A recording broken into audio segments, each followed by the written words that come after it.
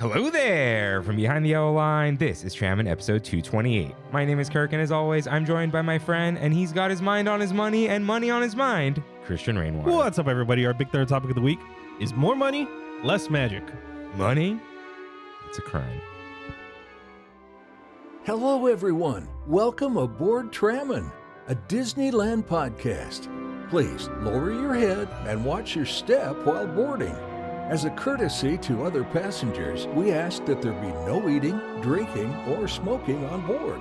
In just a few moments, we will begin our trip into the Disneyland Resort news and topic of the week.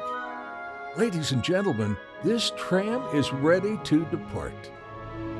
Driver, you are clear. Welcome back to Trammin, everyone. Happy Wednesday. We're your hosts, Kirk and Rain. What's up, Rain?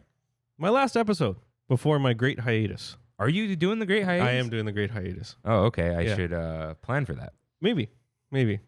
I don't know. You can do a solo episode. No, that's the emergency episode. Oh, that is. Yeah. That's like if no one can make it. Yeah, you got to assemble the Avengers. The Trammin Avengers. Tram Avengers. I wanna assemble Jeff because I have the Jeff episode. Yeah. And it would like dovetail off of this one a little bit. It's a food-based episode, so I think that could go well. Let's see. We got the boys. We got Andrew. We got Addison. Like still here. We got Kimmy, of course.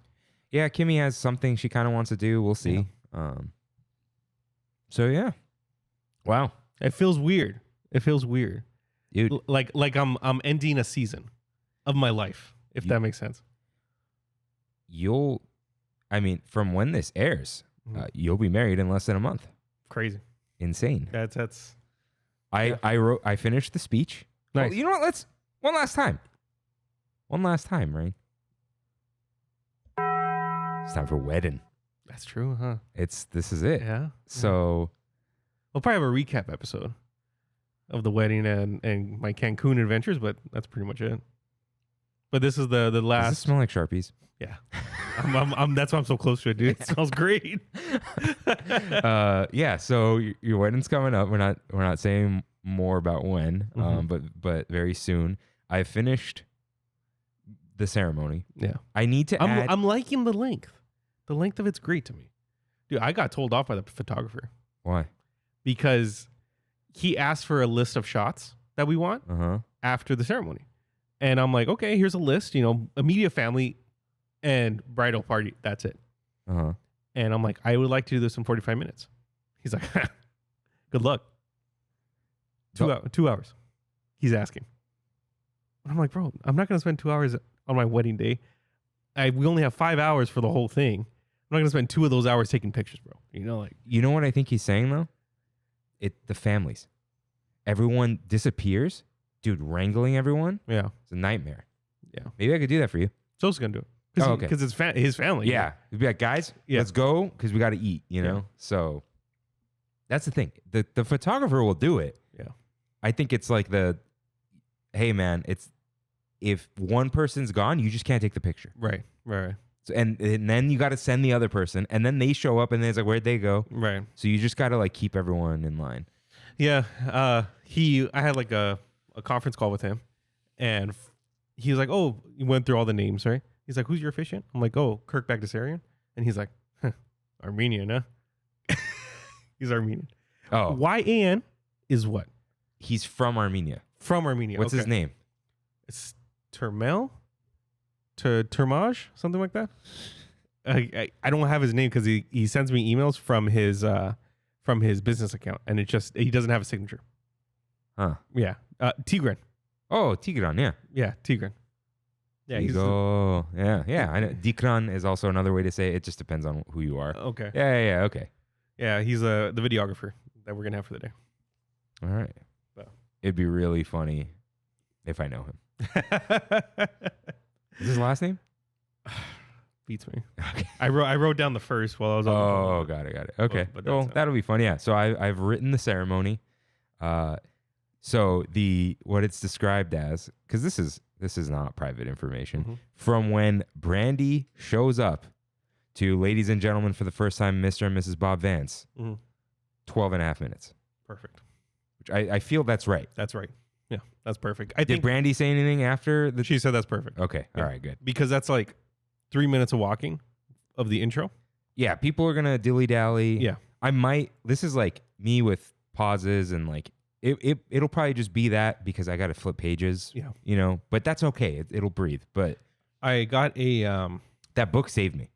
Oh, really? I forgot a bunch of things. Really? Where it's like, you should do this, then you do this, then you do that. There's actually 2 things you do here.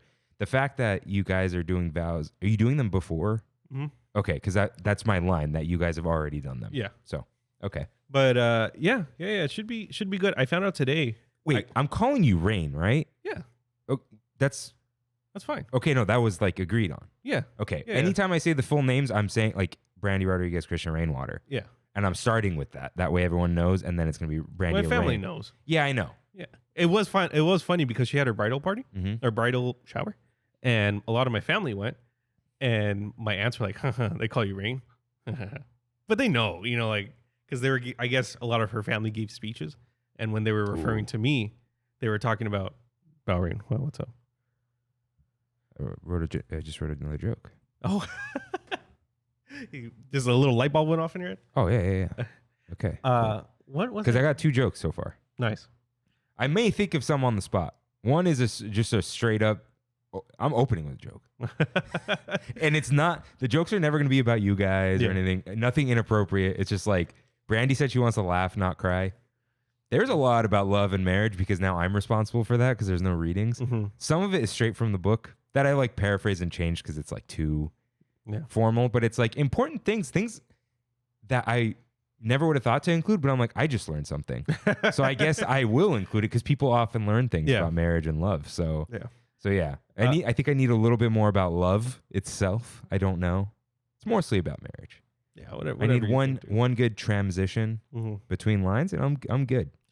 I just found out today through an email, the harpist that I hired, I had asked her about a violinist a long time ago. Oh. And she responded to me. I just forgot to respond to her. So I never confirmed the violinist. Oh. And today she emailed me saying, hey, actually, a lot of the music that you're asking for, I need to buy sheet music for. It's $40 or whatever for me and the violinist. I was like, oh, the violinist is confirmed? She's like, yeah. Cool. I'm down. All right. Because of one song and one song only. Concerning Hobbits. Oh, my God. Oh, I can't wait, dude. I can't wait to hear that. Yeah, so I got fitted for the suit. Supposedly everyone's done it. The only one is questionable is Frank. I don't know right now. What's tomorrow? The 31st? We'll see. Okay. I'm able to check on Fire Tux. I think we actually have till the 3rd, right? Probably. Yeah, we do. But Yeah. When you were not, I'm like, so they said at Fire Tux, you have until the 3rd. And then someone's like, oh, till the 31st. And Rain said yes. I'm like, I'm not correcting that. Yeah. Because people will gotta go. Mm-hmm. And then someone's going to forget. And then you could send them. You go, yeah, you actually have another day. I have a login for Fire Tux. And I can see who's gotten the fitting and stuff. So I'm going to check it out tomorrow. Yeah. Yeah, dude, it's getting real. Making payments. Confirmed the amount of people. We're actually a lot less than we thought. Oh. Yeah, we invited 215. Insane. We're at 185. Wow. So we're going to be... And then 5 won't show up. Probably. And with vendors and everything, we're almost at exactly 200. Exactly what we wanted. That's a lot. Yeah, that's a lot of people. I mean, that's what you guys like the parties. Yeah. That's great. We confirmed Joe's. Cool. The 4 flavors we're having. Met Joe's daughter. Oh. Nice. Very nice person. We're doing watermelon, strawberry lemonade, blue Hawaiian, and the 4th one, which was a surprise to me, and it was my favorite flavor that I think I've ever had there. No, second favorite. Chamoy. Whoa. I'm not a chamoy guy at all. And I had it, and so this is without ice cream, just ice? You can get either one. So they're gonna have the custard, and okay. they're just gonna scoop it on top. I've never had this before. You've never had Joe's? No. Oh wow, that's great, dude. I heard Rita's is good too. Yeah. I've had it before. I think I like Joe's more. Well, there's more Rita's. It's like a chain, so yeah. I had one of their Java flavors. It's like a milk-based one. Oh my god, that was next level. But I don't think it's gonna be a popular choice. Chamoy. Listen, we're all Mexicans. Gabriel is bringing horchata with no dairy in it. Yeah. I'm be chugging that all day. And Café de Huella. Dude, I was walking to the mailbox Mm-hmm. and I saw your car, and you know what I thought? Huh. We're gonna die at your wedding. Why? There's no cover. I'm renting umbrellas. Yeah, are we gonna be under an umbrella? That's a good question. I don't know. Dude, and something else I thought of, you better hope the sun's not on my face, because then I'm officiating with aviators on. I mean, that's fine. That's totally fine. Because I need to read. Yeah. And I'm not going to be like squinting at like. Yeah. That's the thing. Sometimes like the bride and groom are wearing sunglasses. And I've seen a lot of the photos of my photographers. They mainly do Disney weddings, right? And a lot of the weddings that they have are somewhere in the courtyard at the Grand Californian or at the wedding area in the Disneyland Hotel, but they're very harsh in the sunlight. And they don't look good because the sunlight is so direct on the people. It doesn't look good at all. I don't know if there's much you can do. I don't know. Like, I'm going to do a walkthrough, not this weekend, but next weekend with Gabriel and his crew. So I'm going to look at the ceremony area because it's going to be set up for a wedding to see how much coverage there actually is over there. Hopefully there is good coverage because there's a bunch of trees around it. So, but if there isn't, you know a tent guy. I do. That I do. Yeah. Yeah, I've been making a lot of payments. A lot of money's going into this thing.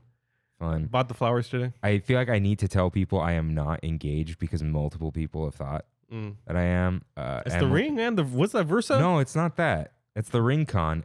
I wouldn't be wearing a ring if I was engaged. True. Yeah. We took that picture for the painting. And Emily thought Kimmy put an engagement post up, and then Kimmy put that other picture up, and her left hand is like, she has her legs like pressed against each other, but her hand is in between. You know, like you sit like that sometimes. And Anna K, calling her out, sent it to me in the DMs and wrote, "Oh, Kimmy's hiding her ring finger." I go, "We're not engaged." I'm like, you guys will know. I'm not gonna hide it. Yeah. Like, people thought I was engaged when I went to a Lord of the Rings area in the Warner Brothers studio. Because you were holding the ring, dude, and Brandy's hands were there. I thought you were engaged. Yeah. I was like, did you? I texted you. And you're like, no, I'm at a studio tour. It's a Lord of the Rings thing. Yeah. So yeah, you guys will know. Don't you worry. Don't you worry. The test print that you got at B2. What size was that? 4x5. You have it at your shop? Yeah. I might pass by just to see how big that is. Because on my seating chart. It's huge. Is it like Rain, it's 4x4. Oh no, I'm getting 3x4. That's great. Yeah. Okay. It's still big. 36 by 48. Yeah. That's still big, but 36 by 48. Okay. It's just hard to envision. You know the PlayStation thing downstairs? Yeah. That's 36 by 24. So it's bigger than that. Okay. Which is big. Yeah. But you don't want people squinting. You have room out there, right? Yeah. And I got a lot of names. Right. Yeah. Yeah. You have twice as many as most people. So yeah. No, 4x5, dude, it's a wall. Yeah. It's crazy. Yeah. Yeah, that is big. Yeah. So because this is 5 feet, right? Yeah. Mm. So yeah, that's big. yeah, I think you're good. Yeah. Trying to think if there's anything else. I feel like just we're getting there, like I was saying. Getting there, dude. Mm-hmm. I feel like, do I get a mic stand? Do you want one? I can get you one. I feel like I should because I'm holding a book. Yeah. Okay. Let me write that down. I don't want to like. I got to tell the DJ. Yeah. Because he's gonna be miking. I need to call this guy anyways because he has to move. He's got to do the ceremony and then he's got to book it real quick and move to his little area. He's got time. You have 2 hours of photos. Yeah. Mic stand. Okay. Yeah, because I'm gonna hold a book, and I need to turn the pages. And you don't want that awkward thing. And then when I bounce out of the way, I should leave the mic. That's what the photographer told me. He's like, "Please make sure your officiant goes away." And I was like, "Okay, yeah, no problem. We've already discussed this." I tipped the mic stand over there. Actually, maybe take it with you. I'll try. Yeah. I'll lift it. I'll see what it's like. Yeah. Okay. Yeah. Well, don't worry. We have rehearsal too. Yeah. I'll check What? Oh, you know what? Hold on. I know. We're doing it live. Rain, you can't see. I'm not looking. No, you can look. I mean, what are you going to... For rehearsal, by the way, I think we're going to have a dinner. I'm just going to invite everyone to Panini. I feel like that's a good rehearsal dinner. Not you guys. No. You said you're going to invite everyone. Oh, no. Yeah. Yeah, it's a good place because, dude, as much as I hate family style, they give such big portions. We're fine. We don't even have to get family style. We just get individuals. No. It's better, the family? Have you done the family style? No. It's enormous. It's a giant bowl of rice with skewers on top, and each one comes with 2 salads. Okay. Yeah. You can always order another one if it's not enough. Like, it's a lot of food. And probably order like 5 or 6. We'll be chowing down on salad. Yeah. It's a lot of food. I regret, like, there was one time I didn't do family style. I'm like, well, let me get my own. There was leftover food. So, yeah, just do that and get like a hummus plate in the beginning, you know? Yeah, hummus trio. Just for me. Documents, rainwater wedding, ceremony speech. I'm just gonna, this is important. Is Microsoft Word? No, Proton Docs. What? It's encrypted. All right. I might move all our Trammin stuff to it. Look how Is it free? Look how clean it is, dude. Is it free? It's like free for you to view. Oh, okay. Which, whatever, you're not gonna. Yeah. No offense. Okay. So here's what happens. I have you guys repeat for the ring, right? And then I give a little. It's forgive these words. It's like a blessing, but you know what I mean. Oh, are you picking up the certificate or am I picking up the certificate? We already picked it up. Did you tell them it's a religious ceremony? No. You should. Why? Because it technically is. Because I'm ordained. What did you call it? Or it does. We fill it out. Okay. Oh, yeah. They don't care. No, they don't take it. There's some places you have to ask for the specific thing. No, it's all encompassing in the one sheet. Oh, okay. Yeah. We got it on Friday. Oh, okay. Perfect. Yeah. You just have to take it like within 10 days afterwards. Someone could take it, right? It's within 90 days. Oh, it's 90 days? 90 days. They must have changed everything with COVID. 90 days from when you get sworn in. Okay. Yeah, you got time. 90-day fiance. that's it. Yeah. So, because the ordainment thing was like, make sure you mark it religious just because it's like it's Universal Life Church. Yeah. That's all. Because I'm not a justice. So, okay. So, but I was gonna tell you if you can take care of that, like making sure I'll give you the paperwork. Yeah, I can look at it. And then I can go through the stuff and keep it until I get back. Oh, okay. Because I don't like have you sign it and then throw it in my car. Yeah, that's fine. Yeah, because I'm not gonna think about it. If that makes I'm not gonna be like, where's my document that night? Yeah, as long as you handed it to me before. That's yeah. You don't want to sign it on the altar, right? No. We just put it back in the room. We'll sign it later that night or something. I don't know. So I'm gonna have you guys repeat. A lot of the stuff I'm having Brandy do her thing first. I don't. Yeah, is that's ladies first. Yeah, I don't know. And then I give the blessing, and I tell you to kiss her. So. Actually, I don't know why I didn't like. You actually do the I do first, and then you do vows, and then you do the ring thing. The I do is the declaration of I want you as my wife. Okay. Because that's the legal part. Okay. It's do you choose to marry this person, as your spouse? And you say I do, and that's like the legal part. The legal terminology. So, okay. Yeah, I guess when I have you guys start repeating, I can get rid of the mic stand at that point. Oh, okay. Like I can even have like Sos grab it. Yeah, that's a good idea. Maybe I'll tell. And put it away. Write that down too. And then, because I'm going to be holding the mic and putting it up to you guys. Yeah. So you guys do that, and then I can click off the mic and bounce when you guys kiss, and then I come back and I don't need a mic stand for a minute. Yeah. Like I come back and I do one final thing. It's like 3 sentences. Okay. And then Mr. and Mrs. Bob Vance. Yeah. Yeah. And you guys, you're getting the full names. It's not Mr. and Mrs. Christian Rainwater. That's we're over that. Yeah. Yeah. Yeah, that's icky. Yeah. Don't worry. Brandy's changed her name though. Oh yeah, dude. Do I spoil that? No. I don't know. Yeah, I'm not gonna spoil anything. Don't worry, dude. It's all baked into the cake. Yeah. All right. The cake should be good. I'm excited for the cake. I hope so. Paid for that. Okay. Yeah. All right. I gotta work that 2 jokes in. Okay. That's been wedding. All right, everyone. We're still not into the Disneyland podcast portion because Kev's concoctions with Kirk and Rain. So my brother Kev likes to concoct things. It's been a little while. But he has given me a lot of stuff, but I didn't do it last week because you weren't here. The week before, I was feeling ill, and I was like, oh, I don't want to. I told Kev, oh, I'm feeling sick. Let's do the ginger one. And then my stomach started hurting, and I had a rumbly in the tumbly. I was fine. We did the show. Nothing happened. But I was like, oh, I don't want to drink right now. Turns out I had COVID. Fun stuff. Man. Yeah.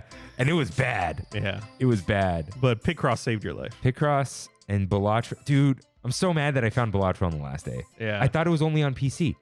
Oh, really? It released in February on PlayStation. 10 out of 10 from IGN. Yeah. Yeah. I don't have any problems with it. I think that was their argument, where it's like, the art's great, the gameplay's great, Music's good. addictive. Yeah. It feels like there's a story even though there isn't. Yeah, there's no problems. Yeah. Yeah, that's really cool. I did some Dreamlight Valley too, but that got old real quick. So yeah. I had it open, man. So he says this is so yeah, it's basically my fault we haven't had it. This is the OG ginger cider, 6.1% alcohol by volume, added a little pineapple juice and stevia when bottling. Cool. Yeah. Rain to marriage. Cheers.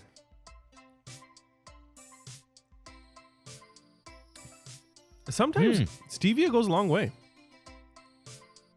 That's sweet. It's good. It's slightly sweet. It's almost like a tepache. Yeah. The ginger's not heavy. It's like a mule. Pineapple mule almost. Yeah, that's great. Yeah. I was scared because you're not big into ginger. No, I'm good, dude. You said it though, right?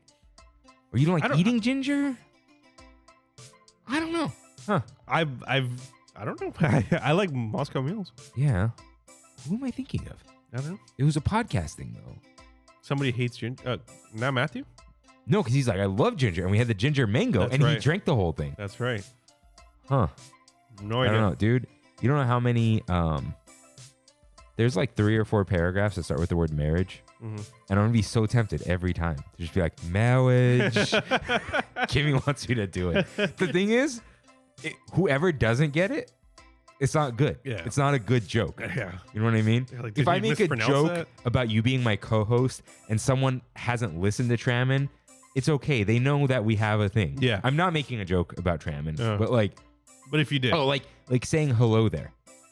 Those who know. If you know, you know. If you don't know, Kirk said hello there. All right. Yeah. All right. Yeah, so it's a light. I don't think it's like a light tepache, little pineapple, little ginger, That's very enjoyable. It's very much like the Yard House pineapple mule. Oh, okay. I think they call it a Hawaiian mule. It's great. Shout out to Yard House, dude. Shout out, dude. Shout out. Good stuff. Let's get in some news.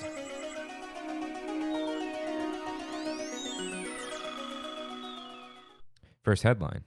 History is doomed to repeat itself. Robert Downey Jr. is playing Dr. Doom? I'm looking for what are you talking about? Yeah, I knew it. Yeah. Yeah, Robert Downey. RDJ's back. He said, what was his line? Same task. Same task, different mask, same task? Or new mask? New mask, same task. Yeah. Okay.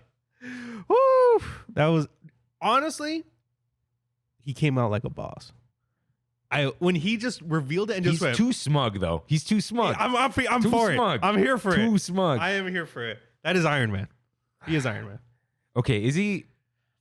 Is he back, Tony Stark? or is he going to be there for like 10 seconds? Is it an Iron Man variant? Is it a Tony Stark? Is he Victor Von Doom?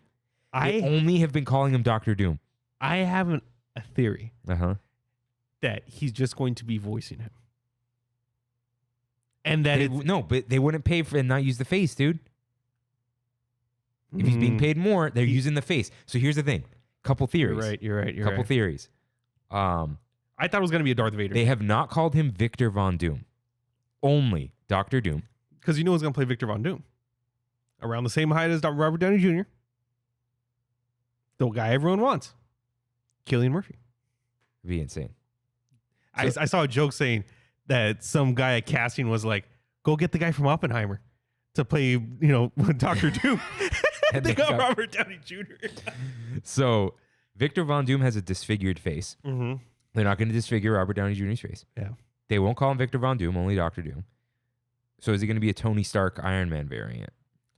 And I saw a comic that Victor Von Doom and Tony Stark traded minds at one point.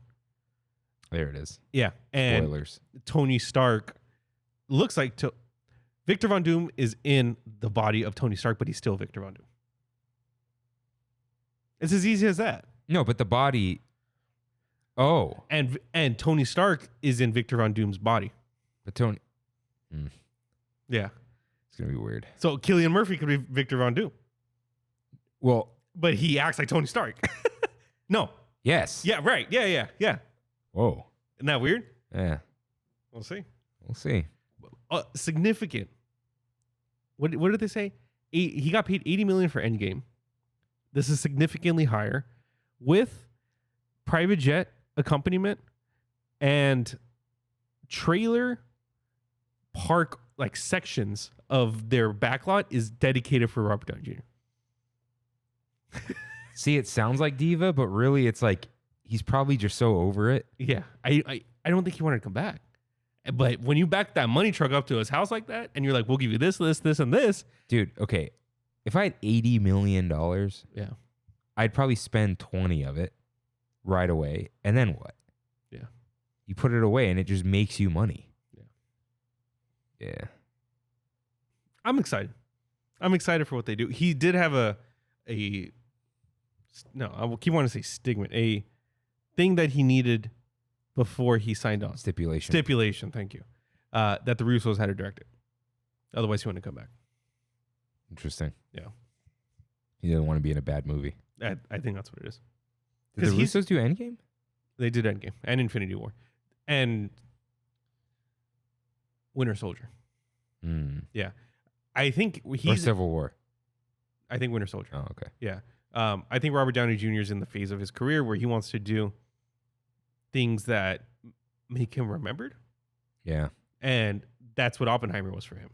That's what he wanted. But I feel like this is making it worse. Yeah, it might. Because Iron Man Endgame was like, oh, he was the MCU. Mm-hmm. And now it's like, oh, he's back. Yeah. What do you do when your whole franchise is failing? You bring back what made you all the money. Even though it's going to cost you an arm and a leg. Yeah, this will be interesting. Mm-hmm. All right. Slightly more interesting. Next headline. Sando stop. Earl of Sandwich quick service location now open near Star Wars Trading Post in downtown Disney. Does that mean it's closed on the other side? I don't think so. They're both open. Because I've only seen people say the little one is open now. I haven't seen anybody say it's closed. Because the tavern is still there too. I mean, where are they making all the sandwiches? Yeah, good point. Let's see, Earl. They could be making them in the back of Star Wars Trading Post. So it's Earl of Sandwich. View on map. Yeah, it's still at the tavern. Because the tavern's still there. Mm. Yeah. Weird. They have enough room to make sandwiches in there, though. I peeked in there a little bit. Oof. I have never seen the lightning lane. Yeah, it's ugly, huh? I saw it yesterday. Ugly stuff. Okay. All right. Next headline. Encasto. Scott Gusson reports. Disneyland Resort is seeking vocalists for Mirabel from Disney's Encanto. The audition listing says the role is for a limited run entertainment offering at Disney California Adventure Park. That's the next stage show? Yeah, you Or- thought that was going to be Fantasyland Theater, but I guess Yeah. they're going to throw that in the Hyperion. I wonder if they're like doing the cruise show. Probably. Yeah. That's what they did for Frozen too, right? Something similar. Yeah. Yeah. So, I'm just happy that something was going to come back. yeah, will I see it? Who knows? I never saw. Rogers? Yeah. The thing I predicted. Yeah. Yeah, you're right. Way too late for us to take credit for that now, but Yeah. we said it was going to happen. Anyways, and the cast members have won. They're a union fight. That's right. It looks like they start at $24 an hour now. And then it's going to go up Yeah. significantly after that. If it goes up to what, in the next 3 years, like what that document said, that's $30 an hour. You're making good money. In 3 years, how much is that? Yeah. Because yeah, we'll see. But it's good for them. Good for They got- them. dude. They got what they wanted. Yeah. Disney knew. They were like, oh, okay. I'm They're willing to serious. take the hit on the more expensive stuff because everything got a little more expensive. We're gonna talk about how that's complete BS, though. It is 100%. But yeah. Yeah. So we'll talk about all that. But good for them. Go get yours. It doesn't include like Downtown Disney and other unions that have already signed contracts, but they got what they wanted. So who was this? This was attractions? This was like 4 different unions. It was like attractions and like I think just general cast. I don't know. Okay. It was a lot. It was a lot to read through. You can go check Freddie's Twitter probably at Helmsman Freddie, and with a Y, because he was way more involved in this and was more into it. But good for them. Starbucks, I think in Downtown Disney starting to unionize. They want to join the Starbucks Workers Union or Cool. whatever it's called. Good for them. Yeah, because now I think it's called Starbucks Workers United or something. They're like merging the unions Okay. instead of just like Having their own here's the individual. Charleston Union, Yeah. So yeah, good stuff. Get what you deserve out there. It's time for You're Right, in which members of the Tram fam write in with corrections and comments just like you can at trammin.com/ask. Rain, cue up that corrections music, please. So, Drink Up Disney writes in, as someone who got the silhouettes and used them in our wedding, do it. Do it. We used them as decor in the speakeasy at our venue and even got one done of our dog. Now they live on our bar at home. Brandon and I talked about this last night Uh-huh. because I saw our old high school friend Matthew Andrade just did it with him and his wife, I think. All right, they got married a while ago. Yeah. I saw they just did it, and I showed Brandy the video, and I said, "Hey, let's do it." She said, "Okay." So they'd be expecting that at the wedding. Sweet. Yeah. All right. Sebastian wrote in, Kirk said he would name a dog Dave. Well, meet my dog, Dante, formerly known as David, when we adopted him. I You kinda saw like- the dog, right? Yeah. I kind of like David. Yeah. Yeah, that's kind of cool too. I like Dave because Dave signifies like in his 30s and 40s. Yeah. Or yeah. David is just like David. Yeah. But Dave is like, that's Dave. My Like he's been here, Frodo used to be Diego. When they first found him, he was Diego. He's not a Diego. No. He's a Frodo. Yeah. So like at his vet, it still says Diego. I think I've still never met him. Really? Yeah. Because Because you every guys time- hit him in the room. And I never lost a competition in Survivor. So I was outside the whole time. Kimmy went and met Frodo. Okay. Yeah. Makes sense. Yeah. It was like that one time I was at a like event and everyone knew my name because I was in the cornhole finals. And everyone's like, "Hey Kirk," like a week later, and I'm Yeah. just like, "I don't know any of you." Because I was competing in cornhole the whole night. Hey, we're having cornhole. Cool. Bottom my dude, it's so expensive to rent that stuff. Yeah. And because remember how I rented it for Survivor? I rented all of them. Oh. It was like $180 for all the rentals. And he comes, picks them up, whatever. That's where the money is, the Yeah. picking it up and all that. I found it at Marshall's for $26. Yeah. So No, my sister had 2 of them made for like their youth group thing that she does for Mm. the Armenian kids. So like it's like, yeah, we can't rent these things. Yeah. Just have someone make it out of wood. Yeah. And you're done. These plastic though? no, they're wood. Huh. Yeah.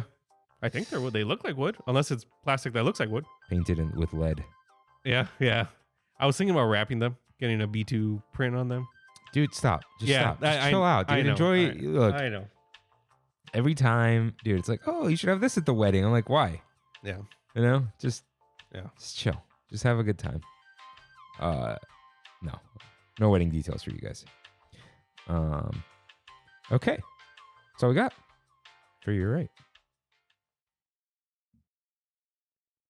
This here's our Big Thunder topic of the week.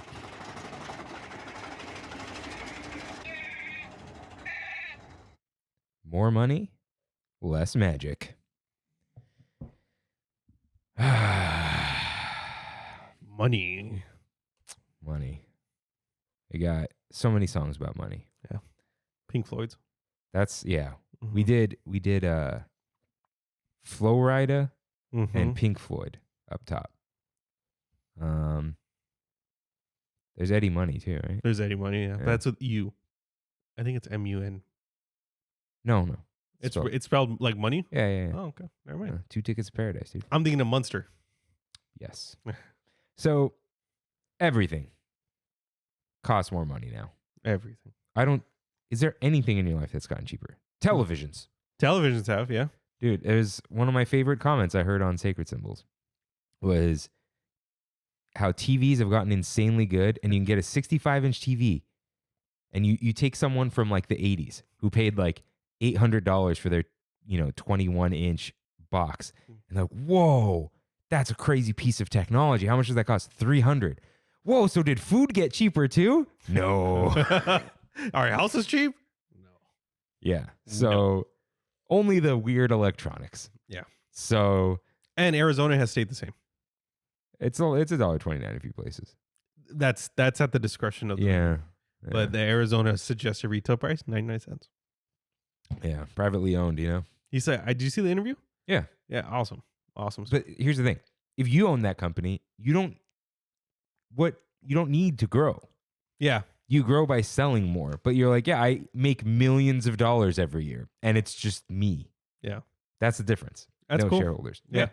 Really cool. So, like if you do the same as you did last year, you want more, but you're not disappointing other people who pull their money out of your company. You're just like, yeah, okay. And specifically with Arizona, they're making money in other places. Those hard Arizonas, making them a lot of money. Dude, yeah. And I think they're probably just licensing the name. Oh, you think so? They're not making it. Yeah. They're probably just like, or giving them batches of like their stuff and they mix it. nah. You don't think so? No.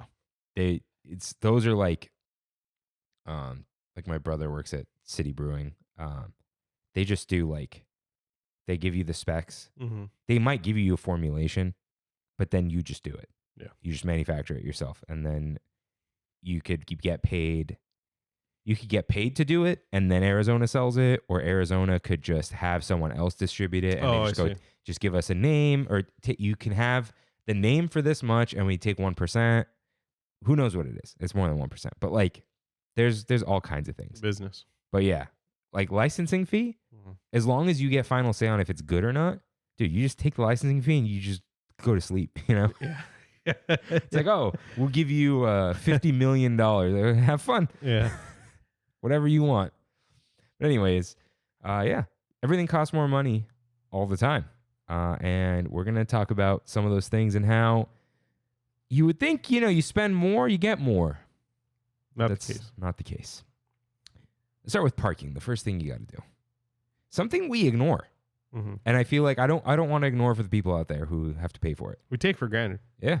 We're Inspire key holders. Yeah. I always write Imagine. You can't have the two eyes. Yeah. There's only one eye in Magic Key. So yeah, we don't pay for parking. It's $35. And I think that's egregious for a parking garage that's never full. It was $25 For a long time. at the beginning of the pandemic. Yeah. And then it went up to $30. Mm-hmm. And then as soon as they offered half off parking, it went up to $35. Slimy. Yeah. Parking to me is always a ripoff no matter how much it costs. Unless you're a parking garage and that is your whole business. When somebody just charges for parking, it's like, especially if it's on your property, you're making money other ways. Like, I don't understand. Well, you have to think about money generated per square foot. So in Disneyland, you can sell food and merch and tickets. Yeah. Parking, they could have just built another park on that land and said, figure it out. Yeah. We don't care where you park. So I get that. But the cost doesn't go up. When you own the land, it doesn't go up. Yeah. Yeah. Costs haven't risen. Security is slow. Mm-hmm. They have that one extra security guard up on top now. Yeah, but I mean, like, no, like downstairs, like in the parking garage. It's bad. It's bad. And then the green-red light system barely works. Yeah. And on top of that, they raise the price to $35, and then they don't staff the toll booths. And you have one cast member going between two, and then it goes super slow. They don't open all the lanes. It backs up onto the freeway. Yeah. You can't be doing that for $35. Like, $35 should be the best parking experience of my life. Yeah. Yeah. You know, wash my car for $35. What's crazy is I think in comparison to other theme parks around, it's one of the cheaper ones. Because other theme parks are cheaper, so they rip you off with the parking. Big time. Universal's like 40. And like I think Universal was 35 when I went. Okay. For just general, far away parking. Yeah. That's the thing. They have like... And then you get the premium one. It's like 50. 70. Oh. 50? I thought it was like... There's the front one. Yeah, there's two. Yeah. There's two. There's The super Premier that's premium. like 50, and then, yeah. Which is just silly. Yeah, it's crazy, man. Like, But parking to me, it always irks me. it really should just be $20. Yeah. I think the reason it's so high is because they made the Downtown Disney so high. So they don't want like you to go like, well, Downtown Disney is like $10 to get in and then $10 per hour. Something like that. So they don't want you going to Mickey and Friends Yeah. for 3 hours and paying $20. Yeah. So yeah, the argument There's could a just be formula there. make it lower at Downtown Disney, but they just don't. Yeah. Hotel parking to me is even worse. That's crazy. Yeah. It's $40 an hour. Oh my God. I saw. Because they don't want you to park there. Yeah. You're not supposed to park there. Overnight parking is separate. Right. It's not $40 an hour. We just went to Fleming's last Friday, and they have a parking garage there, which is really close to Disney, and it's connected to the Westin. It's the Westin's parking garage.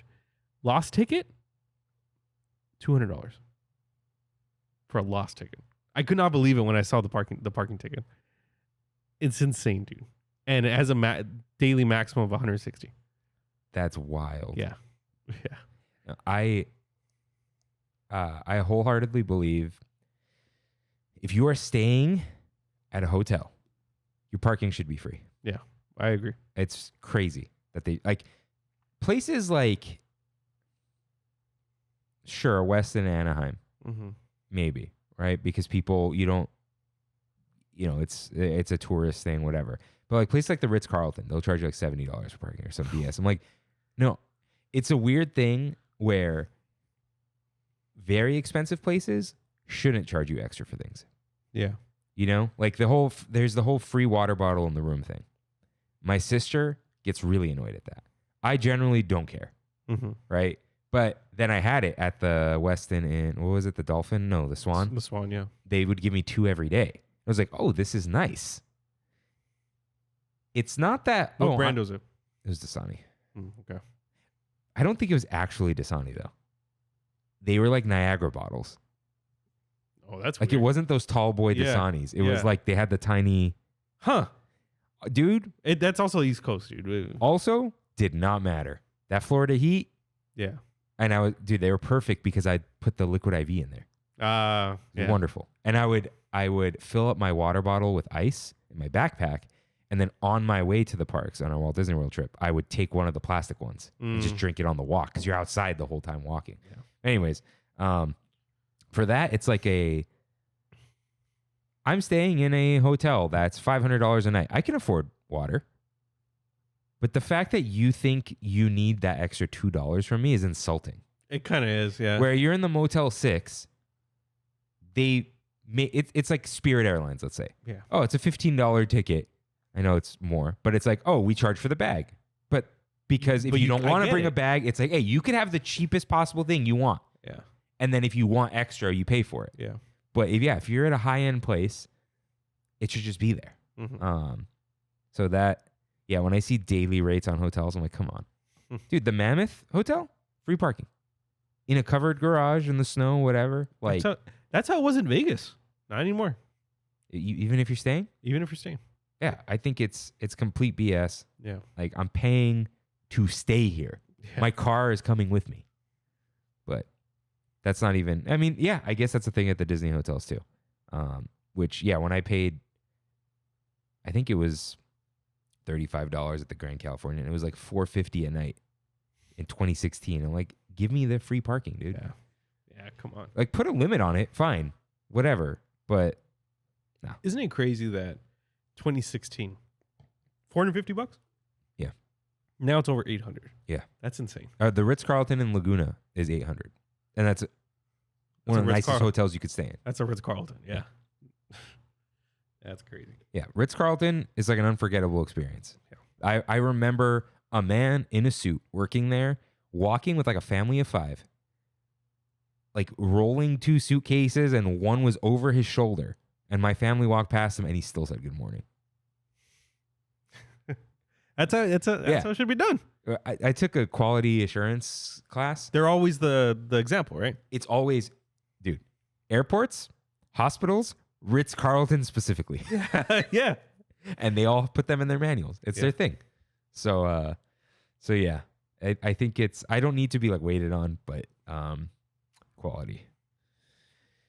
Speaking of add-ons, let's talk about Lightning Lane. All pretense of magic and Genie Plus and your Genie Day, gone. They've been Thanos'd. Yeah. Yeah. Snapped out of here. Sorry, what do they call it? Blipped. The blipped. I hate the blip. Yeah, I hate that one. It's like when you don't call them zombies. Yeah. Yeah. The worst one from Days Gone. Freakers. Freakers? Yeah. Walkers in Walking Dead. Okay, fine. Yeah. Right? What are they in Last of Us? They're the clickers, but they're not all clickers, are they? No. They're infected? Yeah, infected. Yeah. Okay. Which is fine. Freakers, though. Anyways. Yeah, Genie Plus. I know we still have Genie, but no one cares about Genie. Yeah. But Lightning Lane, it's called Multi-Pass and Single Pass. Dude, the universal energy on that it's Flash Pass over there, right? Yeah. Express Pass. What's Flash Pass? Six Flags. Ah. Yeah. Because the Flash, you know. Yeah. Well, I don't know, dude. They're all the same to me. Yeah. Express Pass at Universal. Yeah. It's just gross. Yeah. It's gross. It's even the color, like we saw on the app right now. Green. It looks ugly. Like who would have thought that we would prefer the aesthetic of Genie? Everyone. They just wanted to get rid of we hate Genie. So let's put an ugly looking lightning lane. They could just come back, call it Fast Pass, because people will just, wasn't this free before? They know anyway. It doesn't matter. Anyways. Okay, did it start at 20 when they first debuted it? And then it went up to 25? And now it's 30? I had paid $20 before. Or was it 25 and we got the discount? No, because it started. I don't know. Let's see. In Florida, it was $20. Let's see. But I remember being 15. Ah, you're right. Let's see. Let's see. I want like an old screenshot. Was it 2022? Yeah. November 2022. I mean, it was probably before that. Oh my God, look at that header. It's okay. Hello Genie Plus. 2021. Okay. Oh, Walt Disney World, it was originally $7 per person per day. It was between 7 and 15. At Disneyland, it was 25. I feel like maybe we paid 20 for like a minute. Maybe. And then it went up. Yeah. But now it's 30. I saw when you opened up your phone, it was 35 today. Yeah. And it surges. Yeah. So they say surge pricing can like curb demand. Yeah. But that's not what it's for.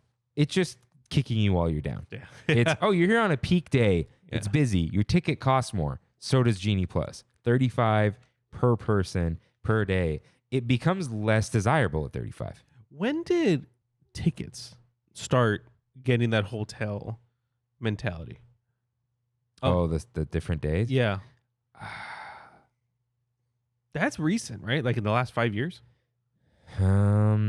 I think it was right the year before Galaxy's Edge even. The year before, okay. Yeah, Okay. even 2018. I Okay. think. So Flex Pass days. Yeah.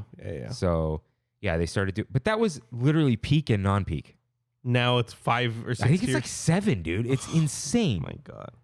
And look, they did it because Bobby Iger Yeah. was like, "Oh, we'll get it lower." They did actually have it lower. Too many though. Yeah. Too many. It's one of those things where he probably requested it, and they're like, "Yeah, we'll do it." And now there's 7 different tiers. Dude, it should just be peak regular discount. Yeah. And yeah, it's 3 levels. Mm-hmm. It's 7 or 6, whatever it is way too many. Three's the magic number. I just think of the credits of Spider-Man. What's that? That was the song. 3 is the magic number. Yeah, on the last Spider-Man. Was it really? Yeah, because the 3, Yeah, Spider-Man 3. that and the 3 Spider-Men. Oh, No Way Home. Yeah. I'm thinking of Raimi's 3. No.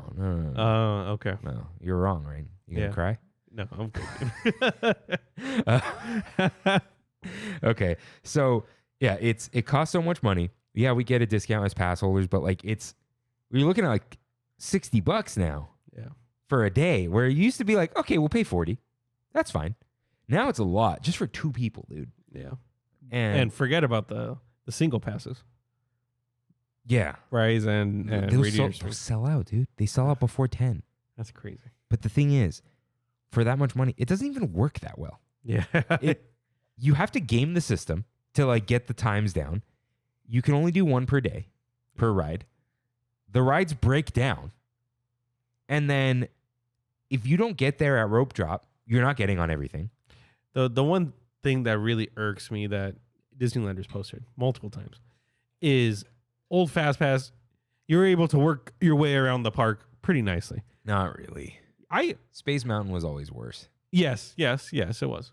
But not like Genie Plus where you're bouncing around. You're bouncing around whatever you can get. Yeah, you're not picking stuff up as you go. You're Yeah. just like getting, it's whatever happens. Mm-hmm. You can be on the Mark Twain and book Space Mountain, and Yeah. then you're like, gotta go. Yeah, it's a little bit of both, but yeah, it doesn't work well. It's stressful. It is. If you know how to use it, like it can help you, but it doesn't it's not fun. Yeah. Fast Pass was fun. It was like a little reward. Mm-hmm. This is just like, better get your money's worth. It's rough. And if you don't know and you're not good with technology, good luck.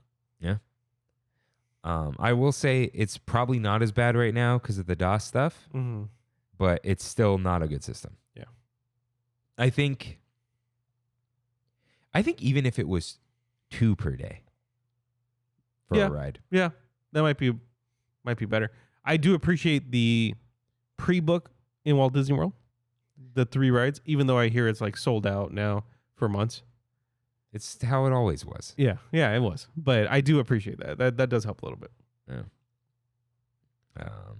All right. But speaking of the rides that break down, right? The rides and the maintenance. So Disney's prices supposedly like reflect a premium experience, Mhm. right? Disneyland is the cream of the crop. Yeah. But only the prices rise to the top, right? Yeah. There is like no excuse for this type of thing anymore at these prices. At $16.50 for our pass. We should be able to get on any ride whenever we want, except the ones that are scheduled for maintenance, which I get. Yeah, but the fact that it's like, oh, Big Thunder, Indy, and Matterhorn are down right now. It's like, what? Yeah. Why? Yeah. I get it. Like stuff happens, a hat flies off, but it's a lot worse than it used to be. Yeah, for It's sure. multiple times a day. For sure. Now maybe this new union contract, like third shift gets like increases. There's maintenance pay increases. Maybe they can get more people to work there. That want to work there. Yeah. Yeah, but it's not the employee's fault. It's that like Disney was paying below market rate. Yeah. And maintenance people just started working at like the Marriott down the street. Yeah. So, but the thing is, we don't have the faith that they're going to fix it Mm-hmm. because their pattern has been charge more, do less. And it's like, you can't charge this much. You lock people into a reservation, right? You have this once per day lightning lane system, and then stuff just breaks all day long. Yeah. And then you get this feeling that like things feel shabby. On some things, yeah. And it shouldn't feel that way. Like, oh, this is unpainted. When do you feel that? Dude, it used to be, it wasn't real, but there was like a joke that people would walk around Disneyland with paint cans. And now there's like gum on the floors at Mickey and Friends, you know? Yeah. It's like, this thing's dirty. This thing has paint chipping off. Like, oh, you can tell everyone touches the spot. I keep seeing broken tiles at Mickey and Friends, where I saw one tile on the top section on Minnie that is so broken, and they just put like barricades around it so people don't walk over it. Yeah, you can't be doing that. Yeah. This should be a pristine place. There isn't an excuse for that. I think there isn't an excuse for the doors not working in Indiana Jones. But you can make a case for that. Like, listen, this thing just keeps breaking. We've changed it. I know we've talked about it multiple times, but on Rise, the cannons. Yeah. It's like, oh, we can't figure it out. Yeah, you can. Yeah. If it worked in the beginning, it should work again. Yeah. Figure it out. Improve it. I don't care. It sounds like an out of touch thing because we often make fun of people on the internet. They don't know what they're talking about. No. I build machines for a living. You figure it out. Yeah. I figure it out with significantly less money. So just do it. There is a solution out there. The solution is usually money. Mm-hmm. So it just means they don't want to spend it. You know what I mean? Like, so even though we're spending it. Even though we're spending it. Yeah. Yeah. Like, that's the thing. They have it. It's just, they're just lining their pockets. Yeah. Greed has kind of gotten out of control. I understand companies are for profit. You have to grow, stock market, yada, yada, yada. But it's just pure greed now. They don't even care about like doing a good job. Mm-hmm. The good job will bring you money. And there are a lot of people who just tapped out of Disney now. What do you mean? Like they're just like, it costs too much. I don't need to go. Yeah. I have other things to do. Dude, Matthew never goes to Disneyland. Yeah, he doesn't, huh? Was the last time? He may have gone in once since St. Trammin's Day. And he only went then because Freddie got him in. That's interesting. Yeah. So, yeah, nothing should feel less than top quality because Disney's marketing is that, and what people call it, the best theme park. Yeah. The best theme park is Disneyland. They need to withhold that. Yeah. There's probably an argument to be made that Disneyland is the best theme park all around when everything's open. Yeah. But now you're like putting things on it, right? Because like Disney Sea could be the best themed, whatever, but it's like people don't care about 20,000 Leagues, right? And weird stuff like that. But like, and Sinbad? Yeah. But I know what you mean. There's definitely an argument. It's supposed to be the theme park. Yeah. And to many, it still is. But they go there and they're surprised at what they see sometimes. You know? Like, what's going on? Why is a queue taking a year to make? Yeah. Japan, Haunted Mansion queue, 3 weeks. I don't know what they're doing. I honestly don't. I think a lot of it has to do with whenever they put out a bid, it's mainly not based on quality of who they're hiring. It's based on who's the cheapest. Yeah. Usually what it comes down to. And with that... But not like who can get it done either.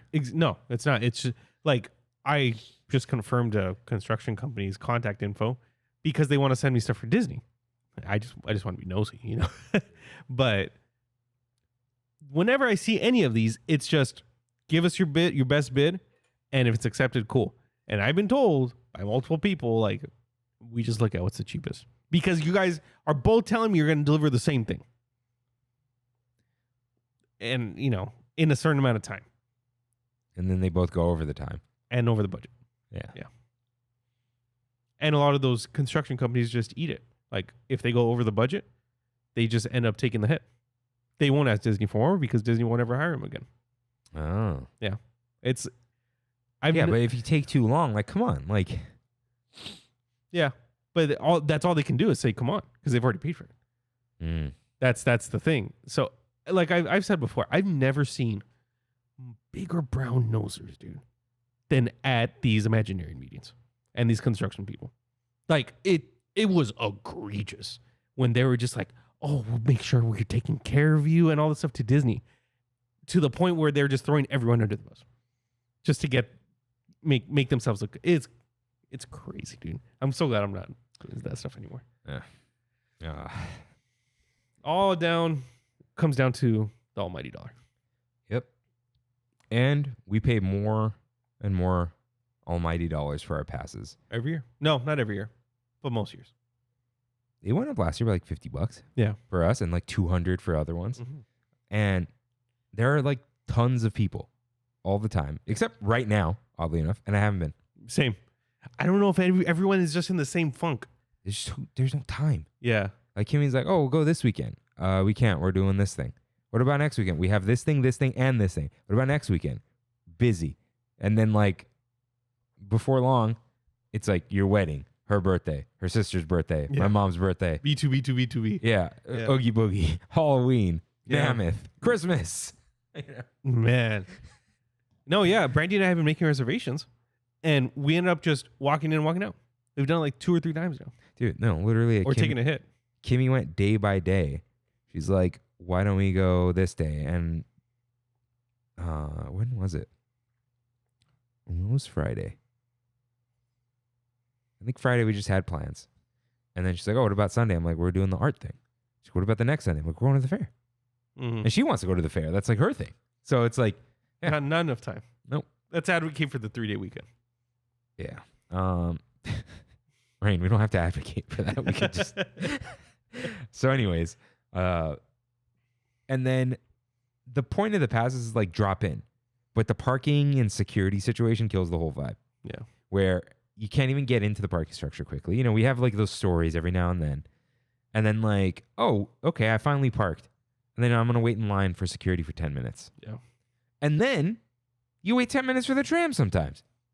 She's like, oh, there's no tram. I've timed it before from my house. On average, I would say about from the time I leave my door to the time I'm in a Disney park, about an hour. Which is ridiculous. Yeah. You're 5 minutes away. Yeah. Like, it's like, oh, it boggles the mind when there isn't a tram picking up. It's like, where are they? Yeah. The route's not that long. Yeah. And no one's left the other side? Where is the tram? There's not enough of them running. Where's Rudy? Yeah, it's crazy. And then we'll have like a stint of like, we'll go a few times and we're like, yeah, I want to renew the pass. Yeah. And my renewal's coming up. I got 1 month left. I'll be getting that email probably tomorrow. yeah. And it's just like, yeah, it's just a weird situation because we just pay so much and it's not the same, as we like to say. Yeah. And then we get inside and the food has risen in cost. For a while, we were talking about how Disney food's cheap. I think it still is compared to other things, Yeah, I think so too. but everything has gone up just a little bit. Yeah. They rounded everything up because they knew the fact that they raised, like people are like, oh, prices are going to go up now because the union got their contract. Disney raised them ahead of time, which to me telegraphed that they were going to agree to the union's terms. Yeah. Now, I'm not blaming this on the union. Please don't blame this on the union. This is just greed because churros went up in 25 cents, right? And I don't remember what it was, but they were like going to give a raise of 25 cents an hour. Mm-hmm. So basically, they're making up the cost of 25 cents an hour, meaning they sell 1 churro an hour per cart, which is not true. They sell hundreds per hour.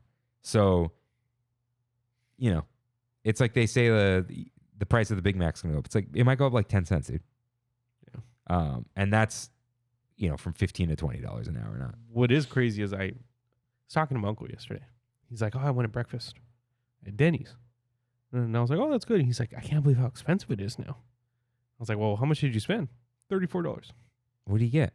He said he got like a breakfast meal with a side of pancakes and a coffee and 20% tip, $34. I was like, at Denny's? It was like a $15 meal back in the day. Yeah. Yeah. Dude, at Cal Poly during finals week, I know it's finals week, it's special. Before 10 a.m., Grand Slams were $2. That's great. No subs. Yeah. But like whatever. Shout out to Lisa's in Covina. You go before 9 a.m., No, before 8 a.m. That's ridiculous. It is, but $2.99. The old standby. Pancakes, bacon and eggs. Not bad. Yeah, not bad at all.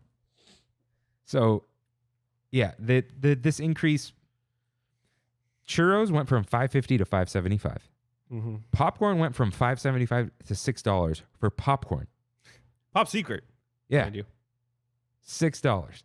Blue milk, dude. This one gets me.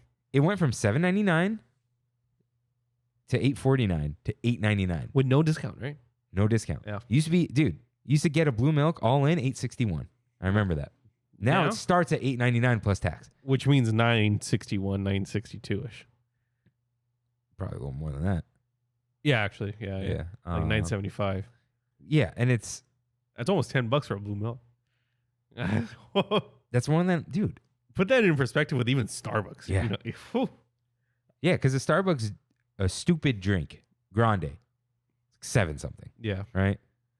And this comes out of a machine, little dude. Cup. And it just comes out of a machine. Crazy. I'm not buying 6 blue milks for people anymore. Yeah. The Jolly Holiday Combo, $13.99 to $14.49. Okay, I get that. Yeah, okay. But, dude, do you know what the Jolly Holiday Combo is? That's the wait. Oh wait, that's the grilled cheese. The grilled cheese and tomato soup. It's $14.50, dude. I'm thinking of the birria sandwich. No, I think that's like $16, $17, $18. Oh, yeah, man. no, dude. $14.50 grilled cheese and tomato soup. Oh man. Matterhorn macaroon used to be $2.99, right? Not that long ago, too. 2020. I would say even or like 2021. Even 2022, maybe like $3.50. Yeah, it went from $4.99 to $5.29. That's crazy.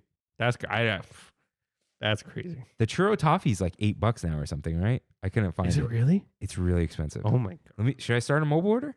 Yeah. How much do you think the churro toffee is? How much should it be, or how much do I think? Okay, it is how now? much do you think it was? I think it was $5.99. I think it was $6.50. Okay, and I think now it's $7.99. $8.29. Oh, they hit me with a 30 cents. $8.29 for that piece of toffee, dude. Crazy. The Mickey Sorcerer apple, $14.99 for an apple. Yeah. Oh, The general regular $13.99, just caramel, $8. Let's see, plain chocolate chip cookie, $5.49. $4.99. Okay, but the large Mickey chocolate chip cookie, you know what that? $6.99. It is $6.99. Yeah. Let's see, peanut butter square. $8.50. $7.29. Okay. Dude, they're almost gone, everyone. The dark chocolate pineapple, $6.49. $9.49. Ooh, $9.49. $9.49. Was this pineapple off season? It's coming from Alani. What? That coconut patty that has existed Yeah. is $5.49. But dude, it's this big. It's smaller than a York patty. They're smaller than they used to be. Wow. Okay. Wow. Oof. The M&M's Rice Krispie treat. Cereal out of a box, marshmallows, M&M's and chocolate. $7.99. $8.49. Man. Cupcakes really? are $6.50. Dude, the egregious here. Cake Pop, right? Cake Pop. Cake Pop is the most egregious. I don't see Cake Pops here. They're always like $6. And it's like one bite. There are no Cake Pops at Candy Palace at the moment. Okay. You have milk chocolate marshmallow wand and Tigger marshmallow tail. Oh. The Tigger tail is more expensive because it's $7.50. $7.99 for the Tigger. Man. Yeah. Yeah. Price has gone up a lot. Oh, yeah. Oh, yeah. Man. How much do you think a turkey leg is now? $9.99. $12.99. Oh, really? Yeah, dude. Back in the day, Christine's dad would give her a solid 10 and be like, bring me home a turkey leg. Stinky. Well, we'd do it like right when Edelweiss was closing. We'd grab a turkey leg and we'd go home. It wasn't that late, you know? Dude, the cheesy garlic pretzel bread went from $7.49 to $7.99. And the quantum pretzel, the big piece of bread. Yeah, pimps. $12.99 to $13.99. Wow. What are our other staples, Rain? Staples. What's the corn dog at? No, you know what? I'll check the corn dog in a second. Our big thing was the clam chowder. It used to be $8.50. That's right. right. $9.50. It's $12.50 now. $12.99. Yeah. The lobster roll $17.50. That's steep. That's steep. Yeah. Okay, Little Red Wagon. So that's the cheapest corn dog you can get, right? Yeah. Okay, $11.99. $10.59. Okay. But no fries. That's the chips or orange. Yeah. Yeah. Pickle, $4.49. Spicy or regular? Ugh. Siri. Let's see. Ronto wrap, $13.50. $14.50. Man, that was close. Yeah. Gumbo. From where? Oh, it's the same. It's just soup and a sourdough. Okay. Oh, they have a Cajun chicken salad sandwich.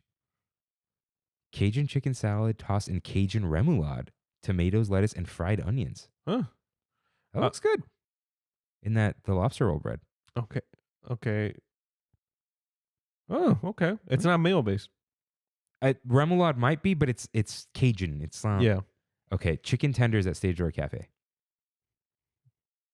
10. They're sauced now. Oh. Okay, they have a plain one. Plain. Okay, plain $10.50. $11.99. Man, really? I wonder if people think this is fun. How much is a Dole Whip, Rain?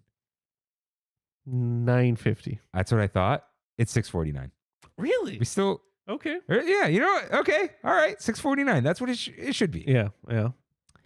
Okay. DCA. I would have. We're not doing everything, guys. We're just this has become fun. I would have flipped the blue milk price and the Dole Whip price. Yeah. That sounds more reasonable. But I think they can't get away with the Dole Whip because it's not exclusive anymore. yeah. How much are the birria tacos? $13.99. $12.49? Okay. Yeah, okay. You know, All there's two. Yeah. right. Two tiny ones. The chili con queso? I have no idea. $11.49. $10.49 for all of them. Okay. All right. Cares about flows, Lucky Fortune. That's all new stuff. Yeah, it's on you. What's her? Katie said the PIM stuff went up. Oof. Do you know the regulator? It's the tequila and golden road. Yes. 18. 1950. 1950. Not even 49. 50. Oh. There. Oh, it gets worse. Honey Buzz or R&D Martini, same price.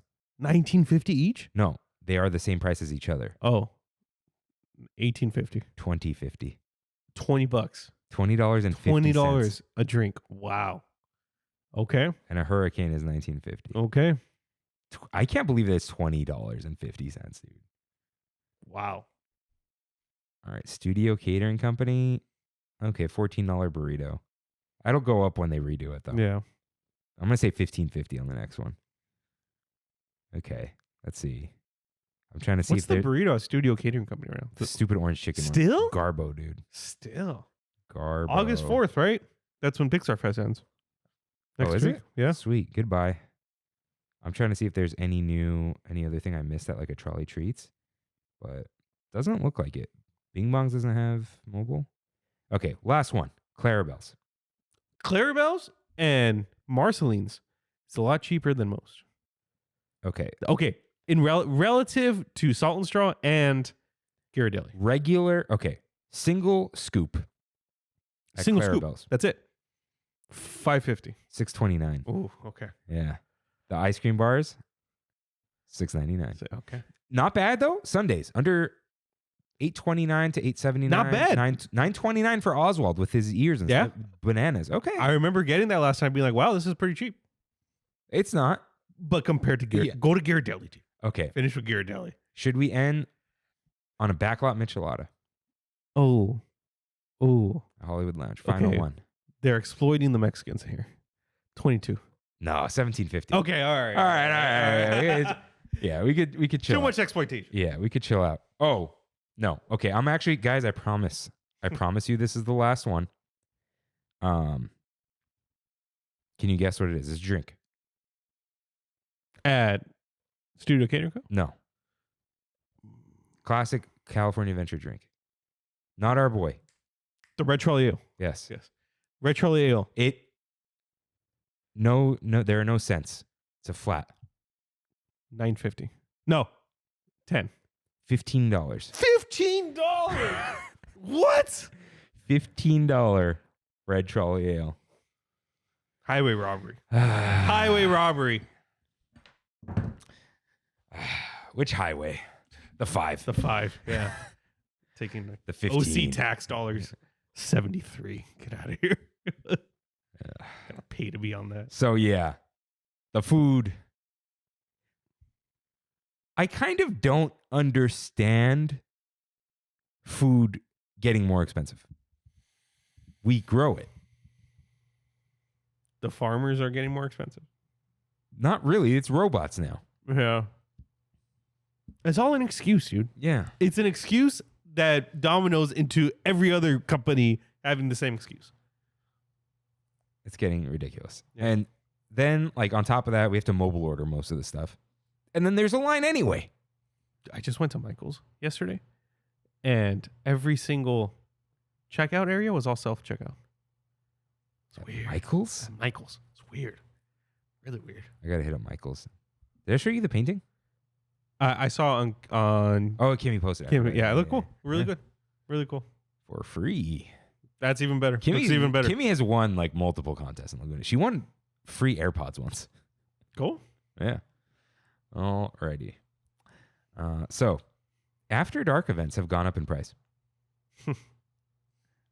Oogie Boogie, I feel like hasn't changed much. $169, right?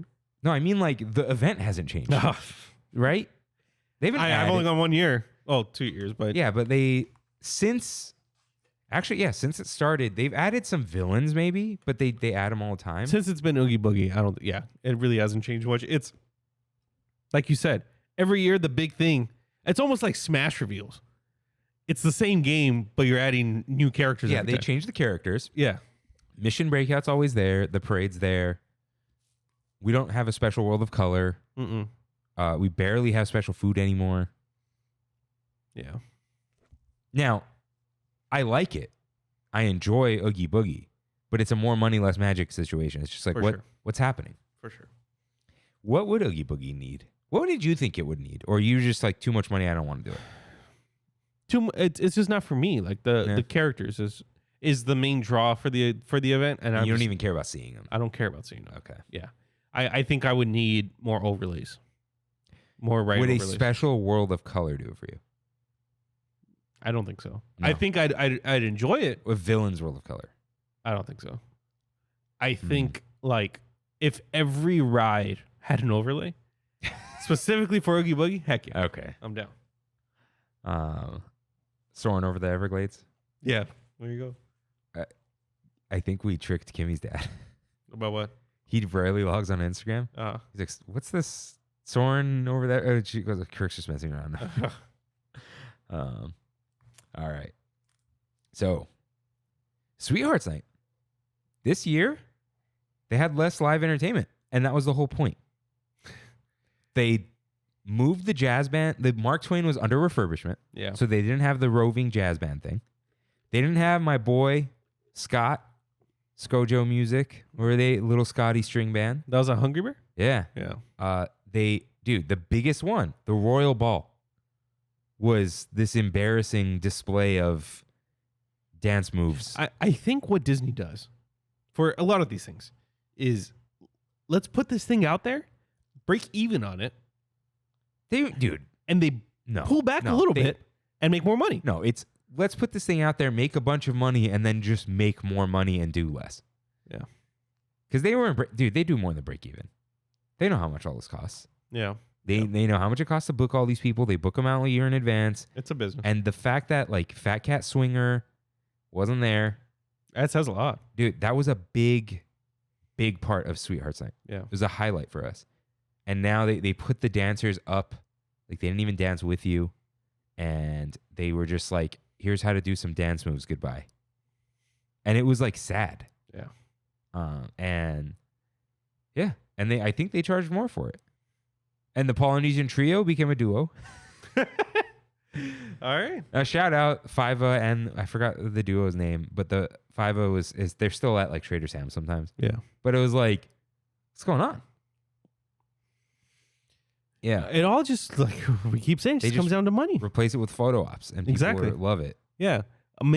Spending $1,000 on a really cool looking photo op is going to be a lot cheaper than spending money on a band for, 10 nights. And, it wasn't like a bad event. We still had fun, but like, yeah, they're just like, oh, we'll do less. Yeah. I think they just didn't even do fireworks this year. It wasn't even on the schedule. That's crazy. Yeah. The first time was, and then the wind. Yeah.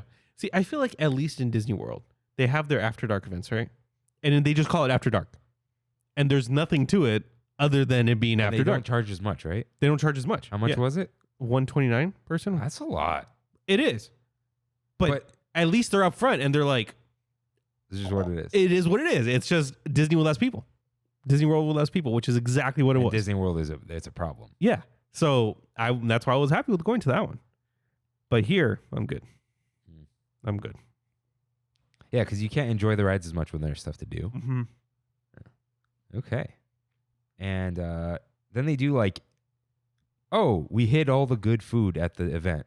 Yeah. Which is weird because now you're like, okay, well, the event's worth more money, but then you can't get it regular. There's this, it's a catch-22. Yeah. And once again, at least at the Disney World ones, it's unlimited soft drinks and unlimited ice cream. Which is crazy. And unlimited popcorn. Yeah. We don't get any of that. $6 for that popcorn, or $6.75, Yeah. whatever it was. Yeah. Yeah. And now, like, dude, the ears used to cost like $12. Now they're $25. Wow. They'll still do 2 for $30. Yeah. But I got to hit up Company D soon, dude. I feel like, do we have a Connect? We do have a Connect. well, they have to give the pass away. No. Go with the person. Oh, I guess, yeah. Yeah. I got a lot of my button ups from there. Actually, that would be fun. Right? Boys' night. You go to D23 and they hit up Hearthstone. Or Company D. Yeah. What did I call it? D23. D23, yeah. Which is Boys' Night too. Is that? That's 2 episodes from now. Are you doing that one or you out? I'm out. That's Freddy, dude. All right. That's a Freddy episode. Okay. He's going, isn't he? Hold on. Now I have to like readjust. I have to record Mondays now. Why is that? How am I going to edit all that and then upload it? Oh. I'm not that good. Oh, okay. Because you just edit. Yeah. I got to. Can you do it? You want me to give you the files? I'm not doing video. Oh, okay. Look. It's just audio. Yeah. You know? Yeah. Or just have the same video over and over and never edit the video. Nobody will know. It'll be like I'm here the whole time. The video is just too stressful and I can't upload. Like I can at work, but I don't want to be doing that. Yeah. So I'll record Mondays. So if you guys write in early, I'll let the boys know. Mondays only. If there's big stuff at D23, do we release early? Yeah. If I can. If you can, yeah. Yeah. Because that's the other thing. If we record until 11 o'clock at night with Freddie, it's not coming out. You know? Yeah. Yeah, we'll just be here. We're not gonna, dude. No one's gonna be tuning in to Trammin compared to like offhand Disney. Mm-hmm. Yeah. So, anyways, yeah, the ears cost all that much. The merch has gone up, and it's just lame. Spirit jerseys have gone down in quality, as we talked about. Like I have a super high quality Tiki Room one. It's soft, almost plush, and now they're like made of paper. Yeah, and that's like Loungefly makes those, right? Spirit Loungefly. Isn't that the same company? Is it? Spirit Jersey and Loungefly? Let me see. Maybe not. I might be completely. I think they're. It's spiritjersey.com. I think they're 2 different companies. Loungefly is also somebody else, though. Let's see. Yeah, Spirit Jersey is Spirit Clothing Company. So Loungefly is Funko, I think. Licensed pop culture. Let's see. Loungefly LLC. It says Loungefly Funko, but See? Yeah, but who owns who? I think Funko's definitely bigger than Loungefly. Dude, they have a rewards program. Our Funkos are dead, right? Like, I don't know. People still buy them. Yeah. They had Funko Fun Days this past Saturday. Funko also fuels the Loungefly, Mondo, and Digital Pop brands. Yeah. All right. But yeah, the merch sucks. Yeah. I don't have much to say about it. We don't buy it anymore. Yeah. I buy t-shirt, I buy button-ups, and I buy them from Company D. Yeah. Magic bands don't do anything, and they cost $65. My Magic Band broke, the monorail one. It doesn't connect anymore. Even when I charge it, it won't charge. Huh.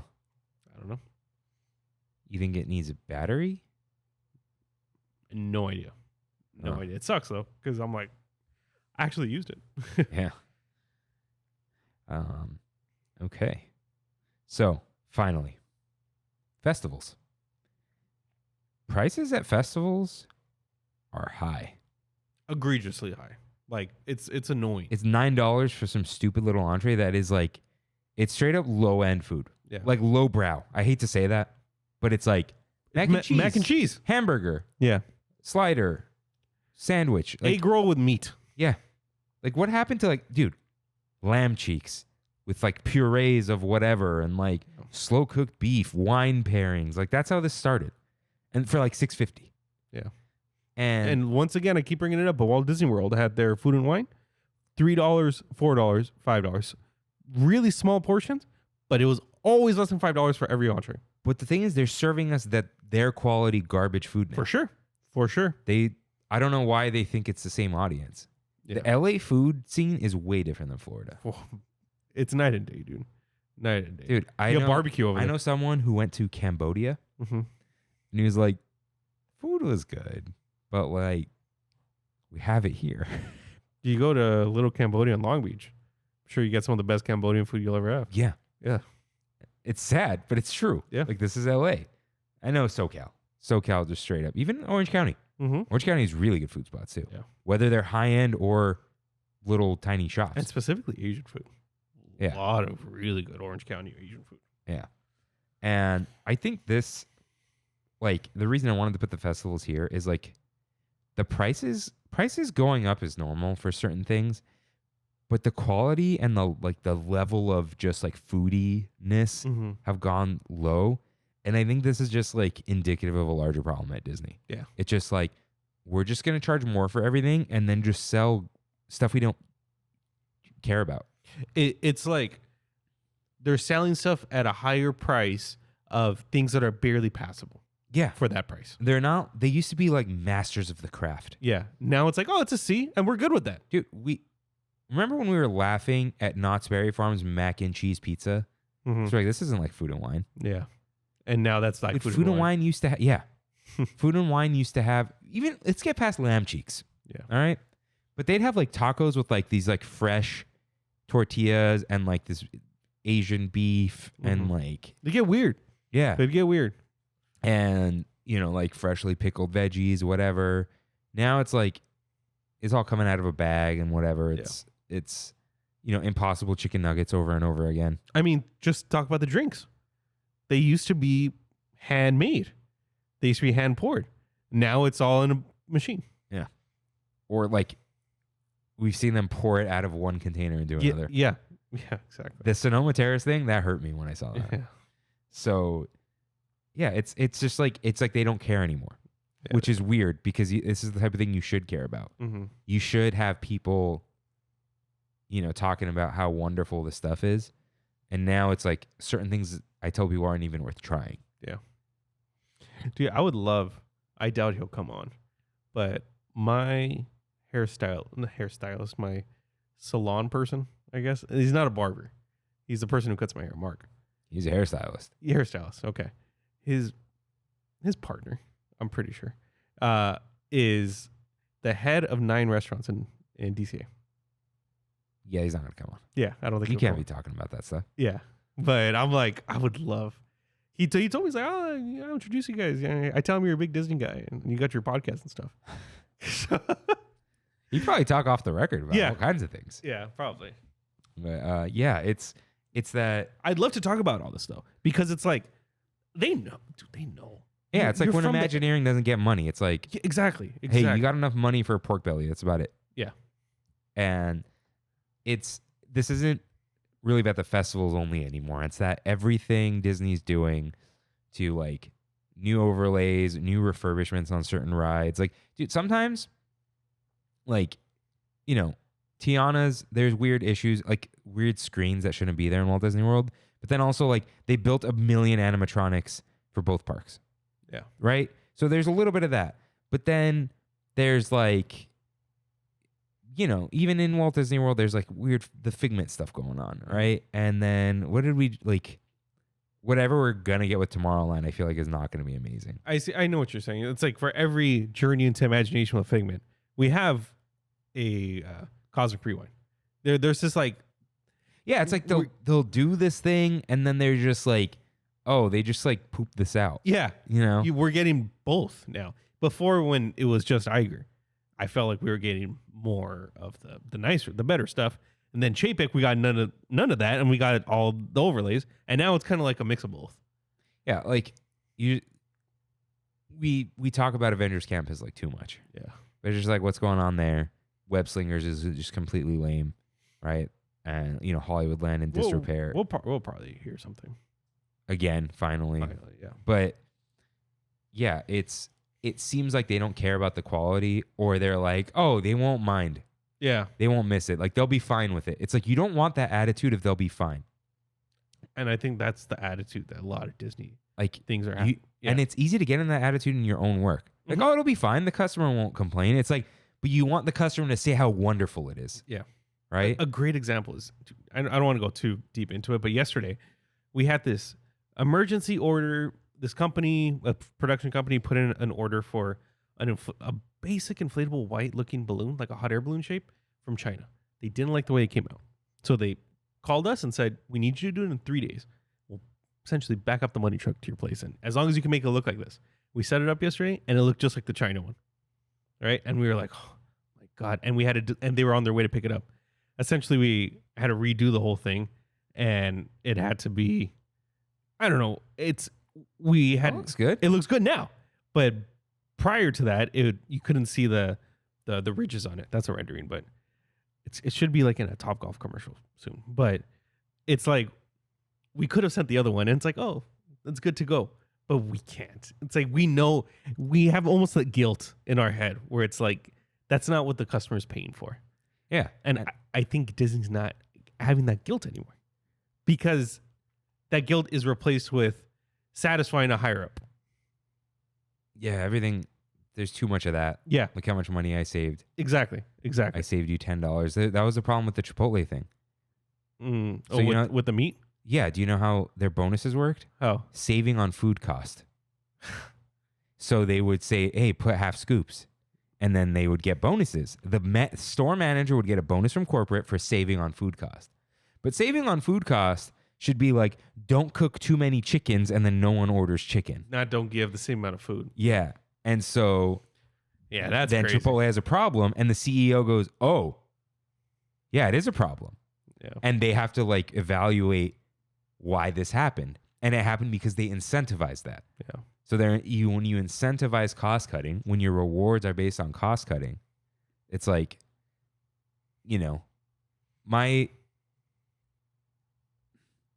someone could save me $5 and I'm like on a part and I'm like, oh, that's awesome. Right. But if someone went and like, hey, I got this big order, that always feels better than saving $5. Yeah. Like you'll save the $5 later. You'll figure it out, you know, and it's maybe like, it's good short-term gratification. Yeah. And you don't want to waste money, but when you increase sales and interest, that's such a longer term, like, they're going to keep rolling in. Yeah. You know, because if you're in cost cutting mode, then you're like, oh, sales aren't good enough. Yeah, exactly. But if the sales are great and then you save costs because you're like, oh, we're just kind of wasting the money here, then it's just like, but you got all those new sales, everything just grows immensely. Yeah. So, yeah, I think it's been working out for them, but a lot of companies are kind of waking up now. We've said like McDonald's has finally had the first decrease in years because they realize people come here because it's cheap and fine. And now it's bad and expensive. You know, everything does taste worse there. Starbucks, they have their deals now. They had to because nobody was going. Yeah. And everyone's got their biggie deals. It's almost like if you don't get the deal of wherever you go now, you're overpaying. That's how I feel. Yeah. I just went to Black Bear Diner, a few days ago. And the average cost of a meal there now is like $16, $17. Okay. Or you can get their dinner meal, which is $10.99. Yeah. And it's like 5 things. Like, I got to get that. You know, I'm not going to spend the extra money when I can get the same kind of satisfaction for $10. Yeah. And it's because no one will just lower their prices. Yeah. Like, just lower the price. It's fine. No one's going to know. They're going to say how great it is. Yeah. But yeah, I think people have always complained about how much Disney costs. But now it's like people don't want to suck it up anymore. Yeah.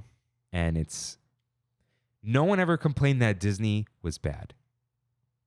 I'm sure they did, but you know what I mean? I see what you're the saying. sentiment was never, this stuff sucks. It's just, oh, this is expensive. Haha. Yeah. Now it's like, I'm paying what for what? Yeah. You know? So, yeah. Really quick, some top level stuff that we didn't cover. I just had Happy Ice yesterday.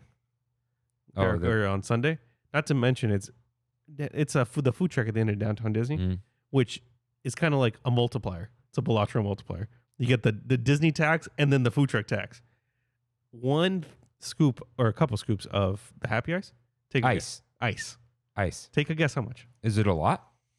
It's a good. No, a lot of money. Yes. $13.50. 12. Still. That's still crazy. It's still crazy. It should be $6. It's ice. Yeah. And syrup. Yeah. At Joe's, it's about $5, $6. And that's what I was like. God, Joe's is better. You know. And you were saying how good Happy Ice is. It's very good. Very good. But it's just shaved ice. Yeah. It's just a machine. Yeah. It's a machine and syrup. Mm-hmm. And maybe they make the syrup. Mm-hmm. That's about it. Yeah. I felt like I got ripped off. I don't feel like that when I go to Salt and Straw. Yeah. But I felt like that on Sunday. Dude, Strong Water with the mug was part of it, right? Yeah. But before tip was like $2.20. I didn't have any complaints. That's the thing. If it's worth it, it's worth it. And it's like, oh, you're paying for the atmosphere. Yes. Yeah. Yeah. And the atmosphere is phenomenal. I would just stare at the walls, dude. And I'm just like, whoa. The great service, the great drinks. Dude, I asked the bartender like a simple question and we have like a 3-minute conversation. Yeah. Yeah. And then they ask you a question, you know, and they like want to talk to you. And that's, I think, the whole point of this, where it's like, we're willing to pay it, but you also have to back up your claim here. You back up why you're charging these prices. Because otherwise, you're just throwing money away for a not very good reason. Yeah. And yeah, some of these things, it just, no one likes being shaken down for money. Yeah. And the fact that we like pay more for all these things, add-on services, parking, Genie, the food went up. You know, it's not what you're used to it being, and you know, it just compounds itself, and then it's not good, and then you have sticker shock. Yeah, it puts a damper on your magical little day. I do want to say that we're saying a lot of this in kind of like a vacuum, only because I just went to Soak City, USA, and for one burger, okay, a burger and 4 or 5 onion rings was like $19. But the point is, other theme parks are like the movie theaters. Yes, they are.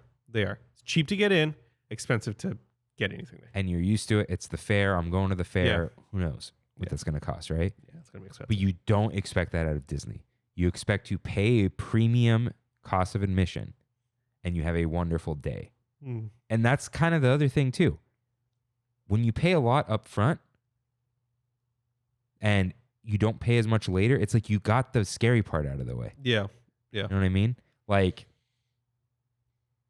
there was a hotel I stayed at last year where the room service had like a 20% upcharge. And then tip and everything. And I felt like ripped off. Mm-hmm. I'm like, this room was like $480 a night or something. Yeah. Like, what are you doing with this? Whereas like Mammoth, it's expensive, right? The room service, they charge like $3 to bring it to you. Like, yeah. That's understandable. The guy brought it up to me and he went to the next room and they each got $3. I tipped them $3 or whatever, and that's it. Yeah. You know? So yeah, you wanna, I know it's like some weird mentality thing, and like a emotional thing, kind of how like, you know, JCPenney, when they always had the low prices, it was worse than having all the coupons. Mm-hmm. Disneyland is an emotional experience. So when that gets look, when someone pays all the tickets for their whole family, they're ready and then they go. And then like, what's Genie Plus? Yeah. And then it just slaps them in the face again. Not to mention things like the dessert party. Yeah. That's a whole nother world. So it's that all the stuff later on kind of brings you down, or when you just spend the money up front, it's not as bad because you've budgeted, you're ready. Yeah. Right. Like monthly payments suck, but when you buy something, you're like, I bought it. Mm-hmm. I know it's expensive, but I was ready for it to be that expensive. Yeah. So, yeah. The prices are never going to go down. I don't know if this is going to cause any problems. They might run into problems because tourism is down right now. Yeah. So I don't know what they thought. Maybe they're raising prices because tourism's down. It's possible, but then they're trying to make themselves look. I think it's just optics that they're talking about here. That I'm talking about. That Anaheim deal, $69. Yeah. Who's actually going to benefit from that? Like, how many Anaheim residents are there that are going to take advantage of that? Any Anaheim resident that cares about going to Disneyland has a pass. Exactly. And the ones that don't, they're not going to go. They don't like Disneyland. Yeah. And they're mad that they live next to fireworks. Yeah. So, but it just looks good. It does. It looks great. Yeah. Look what we're doing for the economy right now. Yeah. So, I can't imagine the money situation getting better, but I hope we hear some stuff from D23. Mm-hmm. I hope they keep the parks up, and possibly this union deal could lead to better conditions, better workers, and all that. And maybe if they really get things in the shape, because they're gonna have to focus on Disneyland Forward, maybe it'll be good. Yeah, I like you said, I hope some of this increase goes directly to some of these problems that we discussed. Yeah. So there's always hope. Never give up hope, but maybe give up listening, because that is our Big Thunder topic. So if this is your final stop, thanks for traveling with us today. If not, it's time for We Have It So Good, where we in the Tram Fam talk about our trips to Disney parks and more.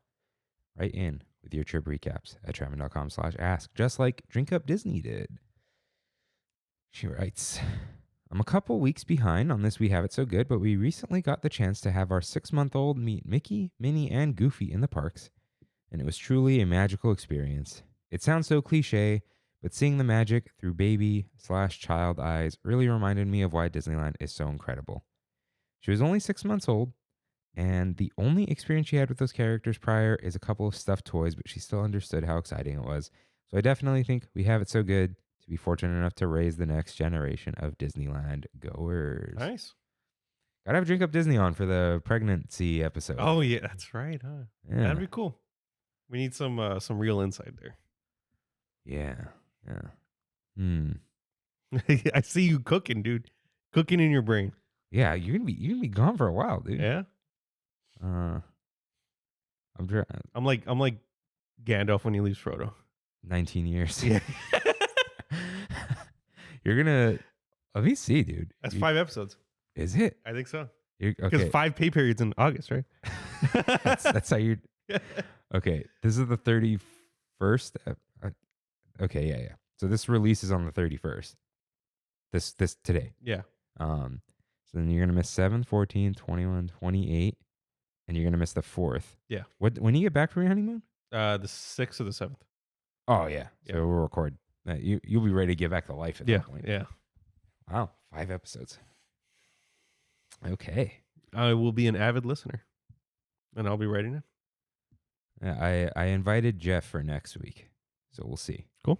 Because I have the Jeff episode written. Yeah. And then it'll be D23 after. There's Frederick. Yeah. He better be free that Monday. Yeah. I got a bone to pick with Kevin Purgard. God, man. Next time I see him, I'll give him a piece of my mind. Yeah, sure you will. Because he emailed about the Defunctland, the vinyl. And he said, oh, we had a glitch in our system for the ultra producers or whatever. And we didn't get your address. And I'm like, there it is. So I respond. I'm like, what's up, Kevin? You respond to my email or what? No, I'm just kidding. I didn't say that. But I was like, hey, are we going to have you on the show? Or? Okay. It'd be funny if he just shows up for the D23 episode. Yeah, it's very possible. Start up the Batmobile. Very possible. I would record video just for that, just to have the back of his head. Like, how funny would that be? We're all talking, you just see the back of Kevin Perjurer's head. That would be fun. And then just like cover that so there's no reflection. I feel like he'd be fine with like have him wear a mask. No, you would totally see him in there. Yeah. So, or maybe his face would block it, or his. Oh, head. Maybe. I wonder. No, it would be over here though. Yeah. So let's see. No, I think you're good. I think it's good. We could see the reflection in person, but I don't think. Yeah, I don't think you can see it on camera. That would be interesting. Or we do like an after dark. Okay. Christian with a K writes in. We have it so good. I was able to go to the parks last week, taking my wife's family from Guadalajara. All right. My wife and I stopped by downtown Disney on Sunday, where we went to Tangaroa Terrace. We had a shark bite and a tiki room. He missed one tiki. Which were both excellent, 9 out of 10, and had a chance to visit with one of our friends who lives down there. On the first full day of our trip, we went to Universal, as our aunt had never been. We had taken the kids. They're 21 and 17 now, before. They all loved it, as they are big fans of classic movies along with the Wizarding World. We were able to go on the 60th anniversary tram tour, which included a stop in the middle to take pictures with different props and a bathroom. Like the two main cars from the original Fast and Furious, along with the hanging shark from Jaws. His name is Jaws. I was able to try the butterbeer flavored soft serve. Is that new? No, that's been there. Oh, maybe. There was butterbeer ice cream, but it was prepackaged. Oh. So I think the soft serve is new. Yeah. Yeah, because there was frozen butterbeer. Yeah. But that's its own thing. Let's see. Which was a solid 8 out of 10. Nothing too special, but it doesn't really need to be.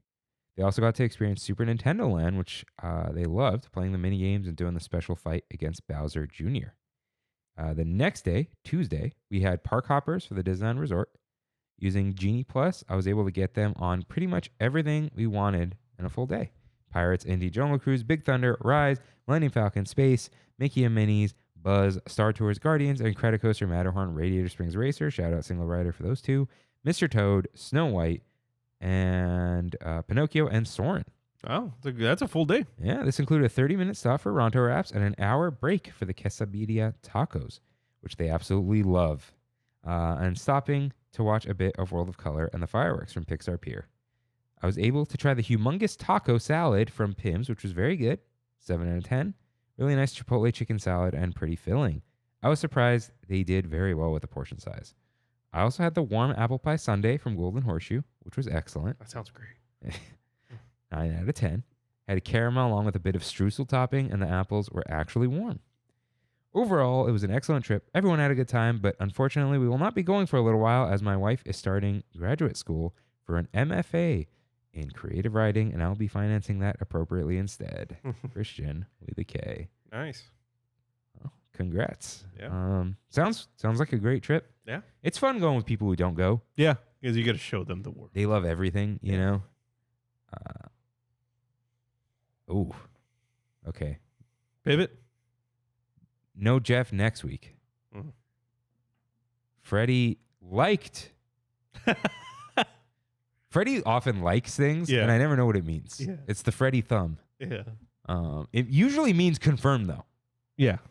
So I said Monday, not Tuesday, and he put thumbs up. So cool. Freddie will be here. Yeah. That's most important. Matthew's not going to D23, right? No, he is. He said he's vending or something. Oh, that's right. Jeff, I think, is going, right? I don't know. Anymore. Funny thing is, neither one of them are going to the parks panel. Yeah. Yeah, I have no idea. I'm out of town. I was skipping the whole thing. Yeah. So that's fine. Where are you going? I'm just going to Carlsbad. Oh, that's right. That's Yeah. right. Okay. I mean, that's right. I never told you. You did. I did? Yeah. Yeah. You said you're just going to go down for the weekend. Oh, yeah. Okay. Yeah. So you sound like you've gone. Not for really. a minute, no? Yeah, I went and checked in real quick. Got the happy ice and literally walked out. I did want to talk about something else though. Oh. Really quick. Because I don't get to tell many people, and I would like to share my experience. Went to Comic-Con on Saturday, it sucked. Oh, dude, that's a big thing though. It did. I mean, yeah, but it's not what I want to talk about. So last week, it was the week of the Porter launch, Okay, the album launch party. And I saw the day before, he announced a listening party at the Echoplex. Okay? I don't know if you know, the Echoplex is where I met Brandy. It's where they have electric fields and they have all that stuff. So I was like, wow. It's in the ceremony. Okay, yeah. It's not. But it is. But it is. It's like my two worlds were combining for a second. So I was like, I'm going to get tickets, right? Looked, couldn't find the tickets. They were sold out in a couple minutes. So I was like, you know what I do have? I have his inflatable that I would imagine they would want at the event, and I hadn't heard a peep. So I texted him, and I was one of the guys, and I was like, hey, you guys want the inflatable at the event? And they're like, oh, yeah, but how much? Like, how much would you charge to put it up? And I was like, I'm a fan. I want to go do it as my way of giving back. And he's like, we're in. So I got to go. Who'd you take with you? So I need somebody to help me set it up. Yeah, that's what I mean. Yeah. Someone's got to help you. So me and you're just Sosa. like, let me in? Yeah, and Sos knows all of management, all of Porter's management, because when they started their company, Sos was around, and like one of his like managers went up to us and he looked at Sos and he's like, Sos, and he's like, hey Neil, how are you? And he's like, I didn't think it would be you, but so I looked you up on Instagram before this and I realized it is you. So hey, what's up? It was a whole thing, but it was just like seriously like a once in a lifetime experience. I couldn't believe what I was watching because during rehearsals we were there. Me and Sos were there. We were done. We were like, they're like, oh, just go chill inside. We chilled in the little VIP area. There was a little ledge at the Echoplex with chairs. We got the best chairs, and we didn't move. The wife was behind us. The managers were behind us, even to the point where people would come by and be like, "Good spot." And we're like, "Yeah, we're not moving." Got it. And so we saw a whole like acoustic set from him, and it was just me, Sos, these guys called Wave Dash in the audience, and his managers, and him. It was like I'm saying it, and it sounded like I'm bragging. It's just like it was just a really cool experience, and it was. Dude, you're not like, I just dropped $5,000 on bottle service, whatever. Yeah, it's no. like, no, you were part of this experience, and dude, it would have been weird if that thing wasn't there. Exactly. And that's what I told the guys. And they're like, you were right. And security came up with this on the fly. And they're like, let's put a little line area and they could come into photo op. I was like, whoa, great idea. This is so sick. This when we were inside. It was just. That's sick. Literally him with a guitar. And the whole time he's like, I've never done a listening party. I don't know what this means. Like, what am I going to do? And he was battling literally with his wife and with his managers. Like, do I perform this song or not? Acoustic. He didn't. So we heard it, but nobody else did. Oh, the rehearsal. Yeah. Why didn't he do it? He said, I'm not confident. I don't feel confident in my voice right now to perform. And it's like, whoa, well, he was confident enough for us to hear it. So, that was like a couple people. And we were like, man, who are these? These people are just standing there. Who, like, are they like fans or something? And then come to find out it's the other group, Wave Dash, which they DJ'd after. And then you were at like the party, right? It was like they had the listening party, and then after he's like, "Hey, my friends from Wave Dash are here. They're gonna perform." Oh, is that what you sent me? Yeah, okay. yeah. And then they performed. Mattion was there, like I was saying. He performed with them because he sings on the song with them. And Tori Ma wasn't there, but he sings on that song with them too. But yeah, it was just everyone there wasn't like, unless you know, they're not famous. You know what I mean? Like, yeah, there's Porter and there's Mattion. And other than that, it's like you don't know anybody else that's there. They're all just people in the industry, whatever. And Porter, like, he's kind of famous. But he didn't hit like the way, let's say, like Martin Garrix did. No. You know what I mean? He would have if he would have attached his name to Clarity. Because Clarity's his song, and him and Zed made it together, but Zed is the only one that put his name on it. Because Porter said, I didn't want to put my name on it. Yeah, Porter, no offense, he's better than Martin Garrix. I'm not a Martin Garrix guy. I'm just like, he didn't hit it like the way like the mainstream audiences did. Yeah, it's a lot, like, especially now. I'm like a Kawhi audience. Like, I mean, just dude, think, what was his first big one? Language? No. Spitfire? No. Oh, Spitfire. Yeah, I forgot about Spitfire. Some guy in the crowd is like, play Spitfire. And he's like, I haven't had Spitfire on my laptop in 10 years. It's just... that was a sick song. Isn't that crazy? Was what was it called? Sad Machine? What was it called? Sad Machine was one of them. Yeah. Yeah. Language came out before. That was like the test, and he's like, I'm gonna see what that is.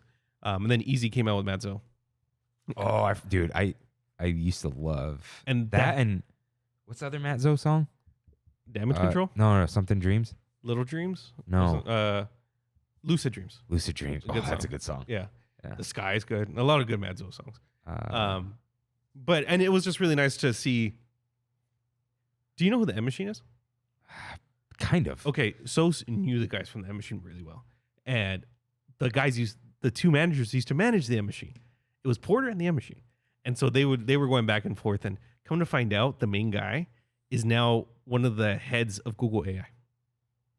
He's like heading Gemini in some state in Ohio or something.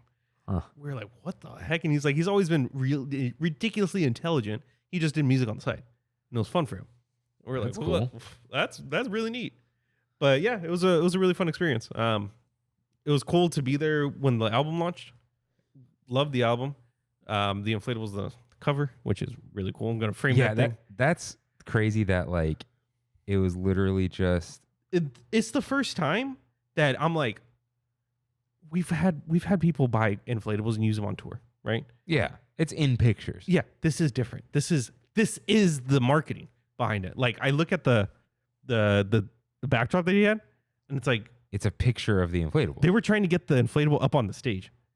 It was an 8-foot clearance, dude, on the stage. And I'm how like, tall is the inflatable? From the ground to the peak right, maybe like 18 feet. Oh, Yeah. I was like, I told the managers, like, I don't think it's gonna work. how did you text them the day of? Oh, the day before. it's like, hey, you guys want this Yeah, and they're like, yeah, sounds good. for free? Yeah. Um, So, and yeah, we went, set it up, and that was it. That was awesome, dude. It was really fun. I never you deserve it, dude. You work hard. It's just a very it's one of the few very rewarding things that I can get because it's something I actually liked. Yeah. Yeah, and that was the kicker for the whole thing. That's where I was telling the guy who I work with on a lot of this stuff. He does like Crunchyroll and a couple other things, and I'm like, how do you get these deals of everything I like? It's kind of annoying. Because it's all the same types of people. You know what I mean? That's it. Yeah, It's like Crunchyroll. It's all- all the anime people. they're The all- anime people listen to Porter Robinson. all Like, nerds. yeah. We're all nerds. So nerds are big, dude. yeah, All right. Glad you had a good time. I went to Soak City too. Oh, how was it? Soak City?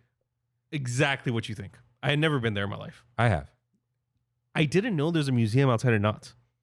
That like old colonial looking house Oh, yeah. that you don't need an admission for anything. You can just walk in there. It's very odd, but a nice building. Soak City was cool. Lazy River, best thing by far. Shout out to River and James. Shout out. And but I'm not down for water rides anymore. Huh. You know, like big slides and stuff. I'm good. Am I just old now? I don't know. Huh. And also, I just want to float in the pool. You know? exactly. 45 an hour and a half to go down the slide. Oh, what? I'm good. Dude, you used to just like get on. Yeah, no, not anymore, dude. That's long lines. That's terrible. So In the sun? I was. Kimmy was at a thrift store and she saw like an Aulani swim shirt. Mhm. Like, oh, how big? Rain wears those. And she's like, it's a women's medium. I'm like, oh. I could get in one arm. It's like, oh, never mind. Because it was hanging. Yeah. She wasn't in the picture. Yeah. Like, oh, maybe. She's like, women's medium and it's peeling. I'm like, oh, no. Okay. This is for rain. Yeah. So what did you wear on your feet? I have. Because I remember the floor burning my feet. That's my one memory of water parks and why I hate them. This is gonna sound like exactly me, and I'll tell you why I hated it. They are slip-on Vans, Uh-huh. slip-on water shoe Vans. But not really. What do you mean? Are they like water shoes? Yeah, they're Vans made water shoes, and they're slip-ons, and it looks just like the checkered slip-ons. But instead of having checkers, they're cut out. Oh. So they're made for the water. Okay. They're the most uncomfortable shoes I've ever worn in my life. Like you should have just worn the kiddie.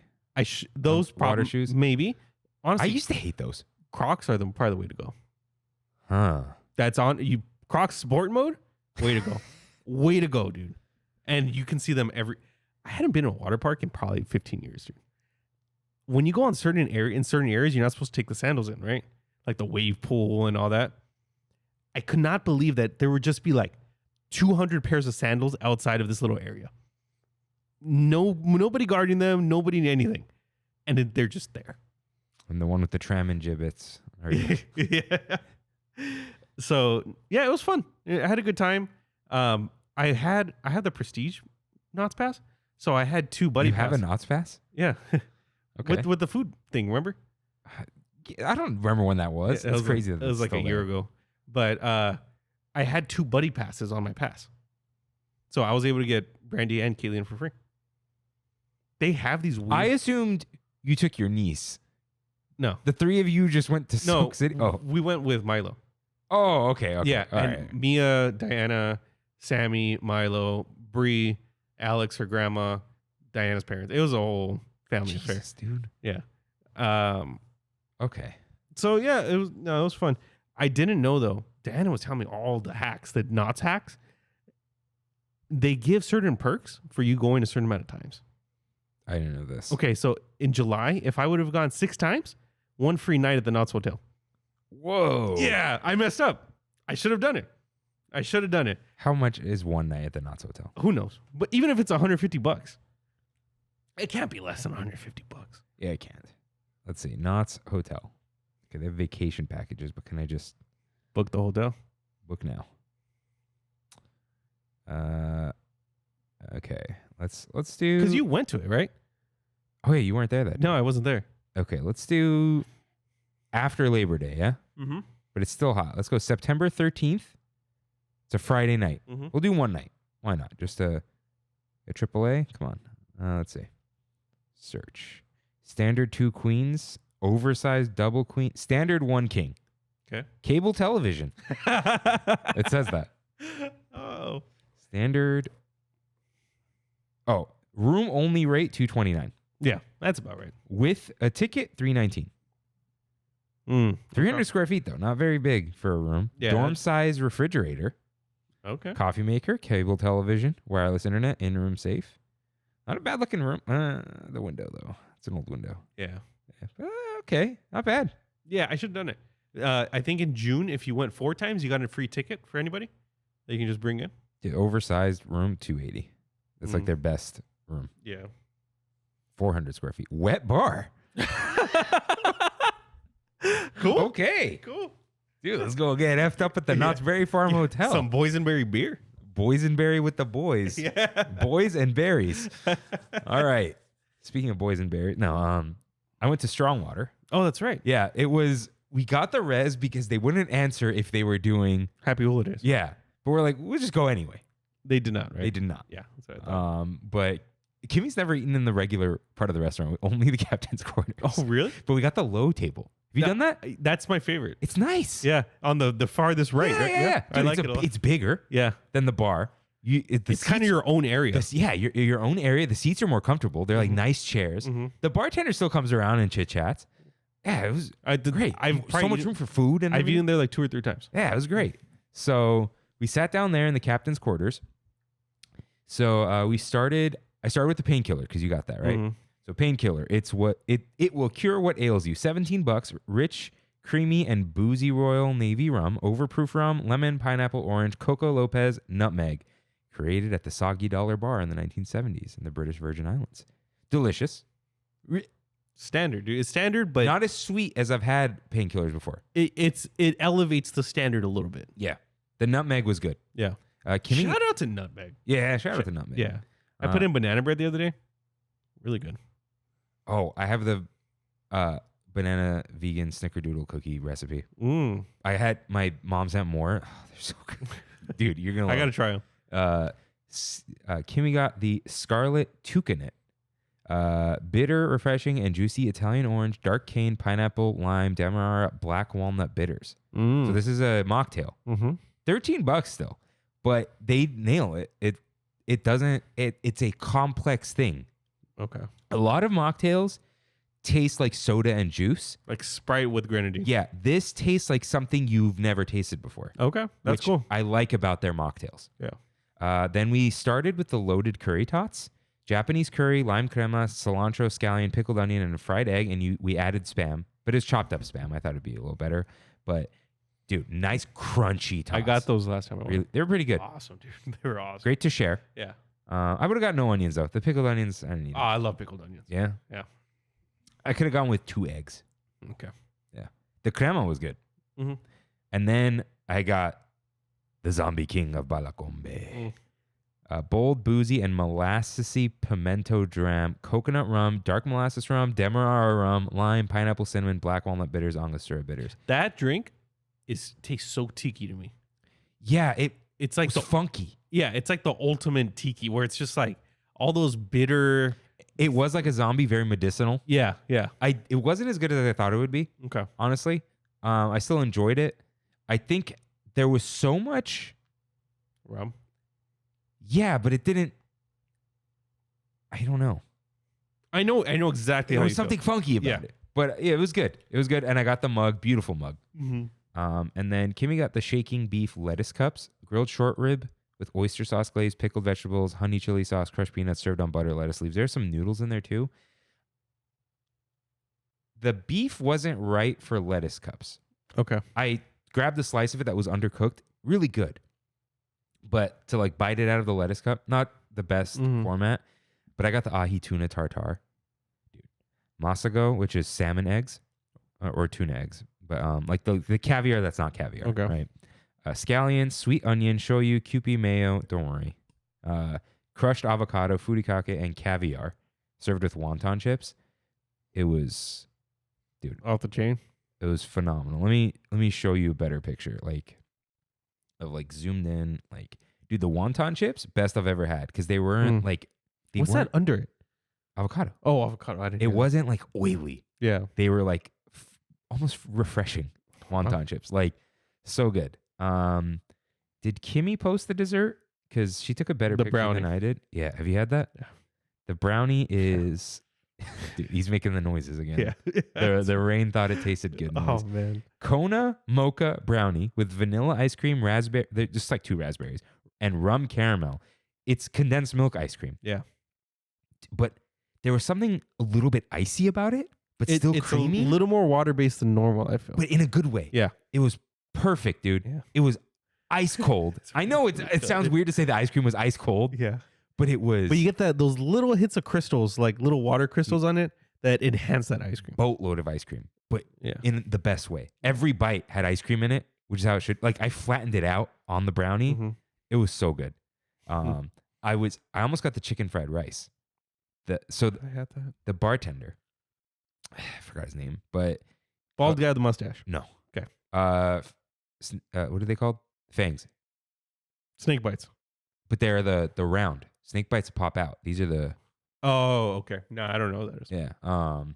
So I was like tuna tartare or fried rice, and he goes, "Oh, the tuna tartare is absolutely exceptional." I was like, "Oh, it's got to be that." Then he goes, "The chicken fried rice is one of my favorite things here." I'm like, "Oh, which one is it?"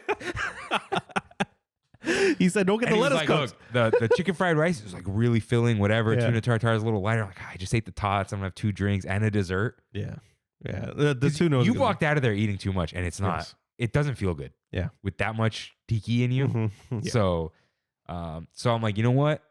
I'll be back. The menu's brand new. I'll come back for the chicken fried rice. So great experience. Great bartender. I noticed a little door behind the bar, like Behind the bar. 5 inches tall, Okay. and it's like got like molding and whatever behind some of the drinks. I go, what is that? And he's like, oh, I'll show you. And I'm like, is it gonna be some like secret? He goes, it's a light switch. But, hey, in And- some cultures, that's magic. and then there's a bell, and we're like, what's the bell? He's Oh. like, I thought you were talking about the bell. He The goes, bells for when they open the. no, What is it? there's no bell in it. Dude, you unscrew it and it's a shaker. But I'm sure they don't want to wash it. Oh, it's the light. The lamp goes on when the food's ready. Oh, yeah. Yeah. No, it's on the other That's side.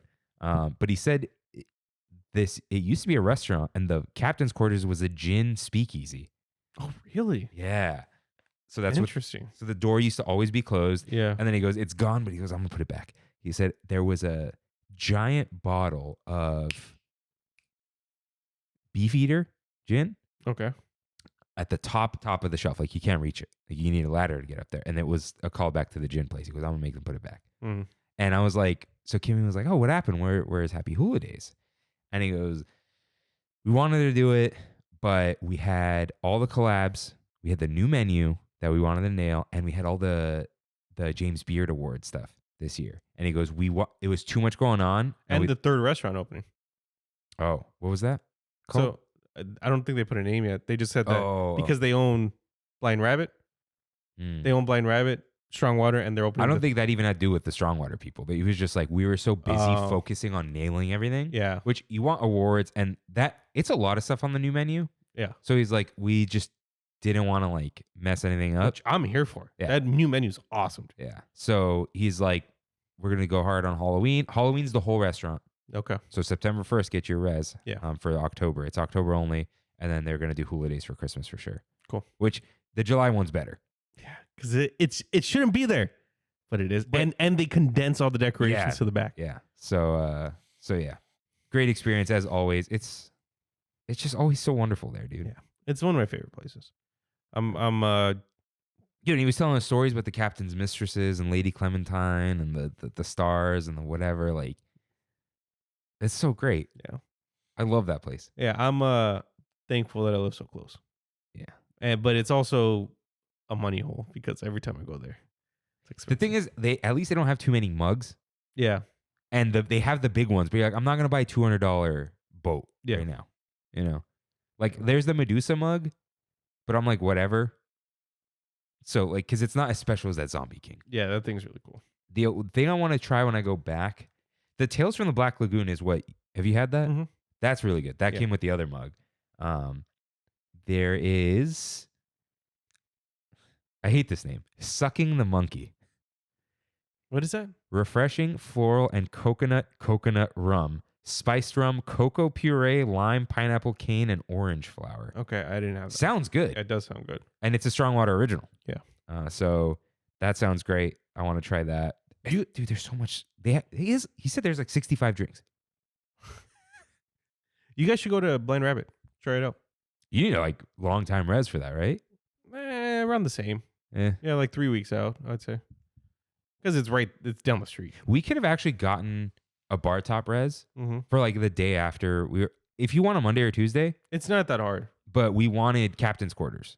Oh, okay. And there was only like on a Monday. Well, they had a couple, but it was like, oh, we have Trammin or we have this or that. Yeah. Right. So I've told you, right, that my cousin went and he's like, oh, this is whatever. And I was like, what are you talking about? He's like, yeah, I mean, the atmosphere is whatever. We just sat outside. And I'm like, dude, that's not. Yeah, why would you do that? Yeah, that's definitely not the experience, you know? I can't even imagine. Did you try the mango sticky rice colada? Yes. I forgot about that. That I is wish insane, I got it. dude. Insane drink. You know what? Maybe I'll get the monkey and the colada next time. Yeah. Corn and oil. Did you get that? No, but I was very intrigued. Just because it's called that? Yeah. Traditional Bajan drink that dates back to the 1700s. Man, you did get the Cannon Fire, right? I did. Yeah, the smoky. Yeah, they have all these pina coladas. I guess I've had two of them. I've had the regular one. Mm-hmm. And the black sesame. Oof. That's good too. Dude, it all just. They do it right. Dude, honestly, this past weekend, I wanted to go to. They have low alcohol. Low alcohol. Bitter Mai Tai, Banana Rising. Spiced, rich, and ripe banana rum. Cream, cinnamon, lemon, pineapple, black walnut bitters. I wanted to go to Lost Idol in San Diego. Oh, yeah, I've heard of this. Yeah, I wanted to go this past weekend, but every single day was taken up by private events in Comic-Con. I get it, sure. But I think we just have, it's sad to say, one of the best, if not the best. Tiki bar around. I don't know what anyone could do better. Yeah, honestly. I've been to tiki bars, like I forgot what it was called, the tiki bar in Honolulu, where it was like, this is the one that started it all. Like, this is the original tiki bar. It was fine. Well, it reminded me more of a beer fest hall. Oh. I'm like, that's not tiki to me. Well, dude, think of like where we went for Matthew's birthday. The oldest remaining tiki bar in LA. Drinks, phenomenal. Not that you remember anything. Yeah. Phenomenal drinks. But the atmosphere was like whatever. Yeah. It was old and dingy and whatever. Yeah. Like even, you know what? Like where did we go? Lucky Tiki? Mm-hmm. it was more kitschy tiki like Trader Sam's, but Strongwater is adult without being pretentious. It's not. There's an elegance there. It's not adult like we're too cool. Yeah. It's like, it's the things that like. It's like we care. When you become a big kid and have money, Yeah. what you would do. Yeah. You know what I mean? Yeah. Like, you know, you drove, let's say you drove like a yellow Toyota Supra. I mean, they're expensive, right? And then you grew up and you bought a yellow Lamborghini. You're like, yeah, I want the yellow cars. But like, yeah, I went up a little bit, you know, like now I have more. So Strongwater special. It's yeah, very special. The car was not the best example. Yeah. For sure.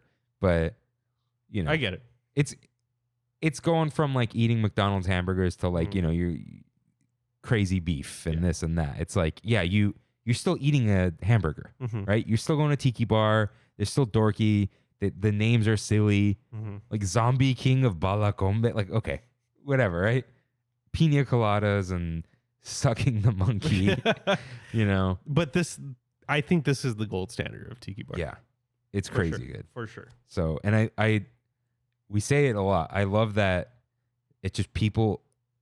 Tiki just has the audience it has, so it doesn't get like crazy packed. Like, you know, I think people aren't really big into tiki drinks either.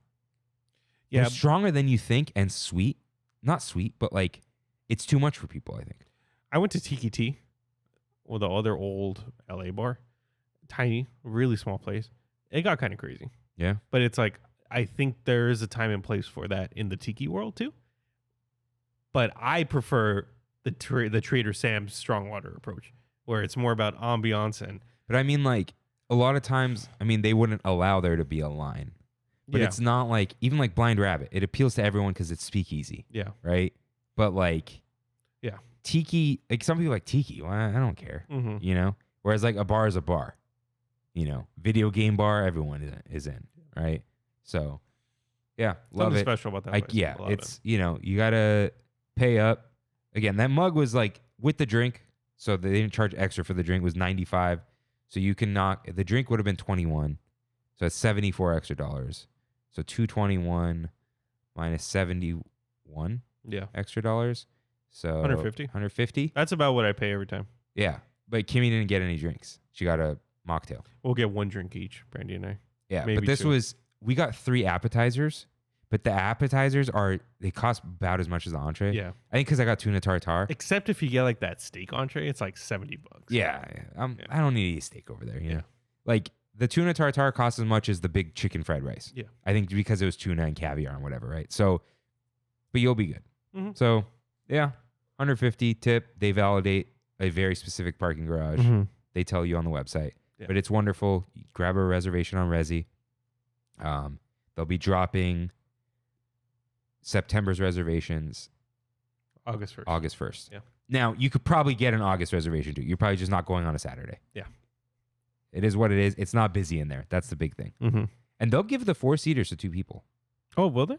I saw 2 people sitting at one of the booths. Oh, okay. Cool. It wasn't busy at all. Yeah. Like there were actually open seats at the bar. It was a Monday. But wonderful, wonderful place. And you went early. Yeah. 5:30. That's early. I think it opens at 5. Yeah. I didn't realize. Yeah. Because it said closed when I put the navigation in. Because it was going to Friar Tuck's. But yeah. Friar Tuck's. Good experience too. Cool. That guy was cool. Nice. I actually like had to get the bigger. I had to get the stretchier waistline pants because the regular pants fit me, but I have my calves. And the regular pants were like tight on the calves. Like, look, it's not uncomfortable. I just don't want to look like an idiot. Dude, imagine standing facing everyone. I got these tight pants on. You should be rocking the no sock boat shoe look. The shoes I have look like they're no sock shoes. But I'm not going to do it. Dude, imagine how sweaty that's going to be. Yeah. Should I wear goofy socks? Oh, dude, should I wear you wearing the Gandalf socks? Did I give those to you on here? I think so. I got them ready. Those and Sora, right? I got those too. RIP to the Laguna sock store. So I forgot that I got you those up until this morning. I'm like, what would Rain wear? I'm like, It's just Gandalf's face, right? Yeah. Yeah. You're wearing the black suit, so it'll work. Yeah. It'll be fine. Yeah. This is great. Oh, right. Rain, what time is it? It's pizza time. It's time for one last bite. Rain, as always, what is the best thing you tasted this week? so we picked up our wedding license, and I Marriage was like, license. marriage license, and I was like, all right, let's go celebrate. So I made a reservation at Fleming's. That was my excuse to get a reservation at Fleming's, and You're getting married. Do whatever. You know? yeah. Oh man, dude! Shout out to Fleming's. Everything about that place is just A1. I absolutely adore it. I'm gonna give it specifically to the dark chocolate truffle dessert that you get whenever you're celebrating anything. The The little chocolates, box. the box chocolates. Don't know where they get them. I don't want to know. I want that to be my Dude, treat. those are fine. I love them, dude. I absolutely love them. It was such a good, nice little ending to it. Fleming salad also shout out. I think it's great too. Salad. You're such an interesting fellow. What Mhm. what salad will be at your wedding? No salad. No salad. No salad. Huh. No salad. So we're getting Meat, potatoes, and veggies. Oh. And Oh, I'm still so mad. We forgot to bring it on here. What? When you're like, oh yeah, I got your paper RSVP, and I was like, I sent that from Disneyland. Oh, I know, dude. And it had the sticker on it. yeah, Like I saved it. Kimmy and I went. She recorded me. Yeah. We looked for a mailbox because Yeah. I remembered in Frontierland. This guy didn't even care. I didn't notice. He was like, oh, Kirk mailed it for some reason. I have it saved. I have all the RSVPs saved in Oh, a that's cute. box. Yeah. The envelope though, Yeah, I saved everything. you didn't notice. I didn't. You know what? I'm gonna go home and look for it. All right. Well, for me, even though We went to Strongwater. Strongwater was amazing, that's almost cheating. Mhm. You know what? I'll say Strongwater wins. But Okay. on Sunday, we did our tradition with Kimmy's sister Kayla. We did art walk. We did the art affair next door. Mm. You sold them something once, right? Yes, I don't remember. Yeah. And we went to South of Nick's afterwards. So Nick's is like an institution. They're the raspberry cake people or whatever okay. it was, the vanilla cake. But they have a Mexican version, and it's like high-end Mexican food. I ordered chicken flautas. And dude, these were phenomenal. Oh, that looks great. They were fat. And I have a picture, but What's the place called? South of Nick's. South of Nick's. Okay. Great name. Yeah. It's like, oh, this is Nick's. What's that? South of Nick's. Mm. These are not as good of a picture, but like you can see the cheese coming out of there and everything. Oh, Brandy's all about the flautas. Dude. Chicken flautas, dude. Yeah. These, that slight oil on the outside, right? Just enough to Yeah. coat the fingers, right? A nice crisp, but then the fluffy tortilla. That's what a flauta is supposed to be. It's not a taquito. A taquito is just crunch, right? Right. And it came with the guac and the little pico de gallo. And there's like this. Brandy likes like a chipotle mayo type deal, huh? Chipotle ranch. Mhm. It didn't need it because it was so rich, but still good. Super filling. They kept bringing chips to the table. Everyone's doing the black bean puree now. That's good stuff. It is, Yeah. and they had like a good mild salsa and a spicy. Not enough people do the chorizo beans. That's a dish though. Salsa and pico does it. You had the ones with the giant sandwich at DCA, right? Yeah. So good. Yeah. It's good stuff. But this was really good. Actually, really good espresso martini. Oh, really? Okay. Shout out to Jeff. I didn't want to drink too much. Dude, Kayla got the most amazing looking pina colada I've ever seen. But I was like, today is not the day for that. Because Strongwater was the day after. Yeah. And I'm not supposed to be drinking too much. So I was like, yeah, next time. Oh, you know, I'll show you. There's a group chat. Sorry, please hold. Maybe Paula can see the picture on. Oh, so Kimmy's sister got these really good birria tacos. Okay. That's actually a better picture of my dish. Yeah. But let's see. Oh, the pina colada's there. Sorry. Look at that thing. Oh, that's nice. Yeah. That's really nice looking. So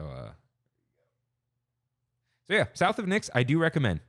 Reservation ahead of time because our reservation was like 7:30, like cool people. Mm-hmm. Yeah, good stuff. And finally, Rain, if we ever show up back at Disneyland, what is your one next bite? I want to get that Oswald ice cream. Or the apple ice cream that we were talking about. I want some kind of ice cream. Go with the apple, dude. Yeah. Get your chicken hot honey. The hot honey with the apple? That sounds fantastic right now. Wow. All right. The hot honey chicken tenders and the waffles. For me, it's too hot for the miso. Yeah. I want the chimichanga. Oh, in DCA. The Deadpool chimichanga, dude. I'm going to go Deadpool chimichanga or, I'm going to do that because it's limited and the taco's still around. I thought they'd replace it. Yeah. So I'm going to go Deadpool chimichanga. Nice. Shout out to Deadpool Storytime. Yeah. You see his unicorn? Yeah. He comes out to NSYNC's Bye Bye Bye, dude. Oh, did he? I didn't hear it. Yeah, they cut the Avengers music and they put NSYNC while he's... Oh, my God. That's insane. Dude, you didn't see it, right? Huh? You didn't see the movie? No. Yeah, it's a great movie. Kimmy saw it. She liked it. Yeah. No time for that. All right, Rain, we'll see you in over a month. Deuces. I was going to say watch him come back. He won't do it. Nah. You might. If something crazy happens, then sure. If Kevin responds, then sure. But otherwise. What? Would anything at D23 make you come back? No. It's like, what are they going to do Tomorrowland? If they re-announce McDonald's fries coming in, I'll come back. That's really funny. If it happens. You. Yeah. If McDonald's fries or any McDonald's presents. I'll go McDonald's presents. Okay. Yeah. If McDonald's is revealed at D23, I will be here. That Rain will be here and edit the episode. Yeah. That I will. All right. Well, with that, thank you guys for listening. I'll see you in 5 weeks. See you real soon. Bye. Thanks for traveling with us today, and we hope you have a happy and memorable visit to the Disneyland Resort. Please lower your head, watch your step, and exit to the driver's right-hand side only.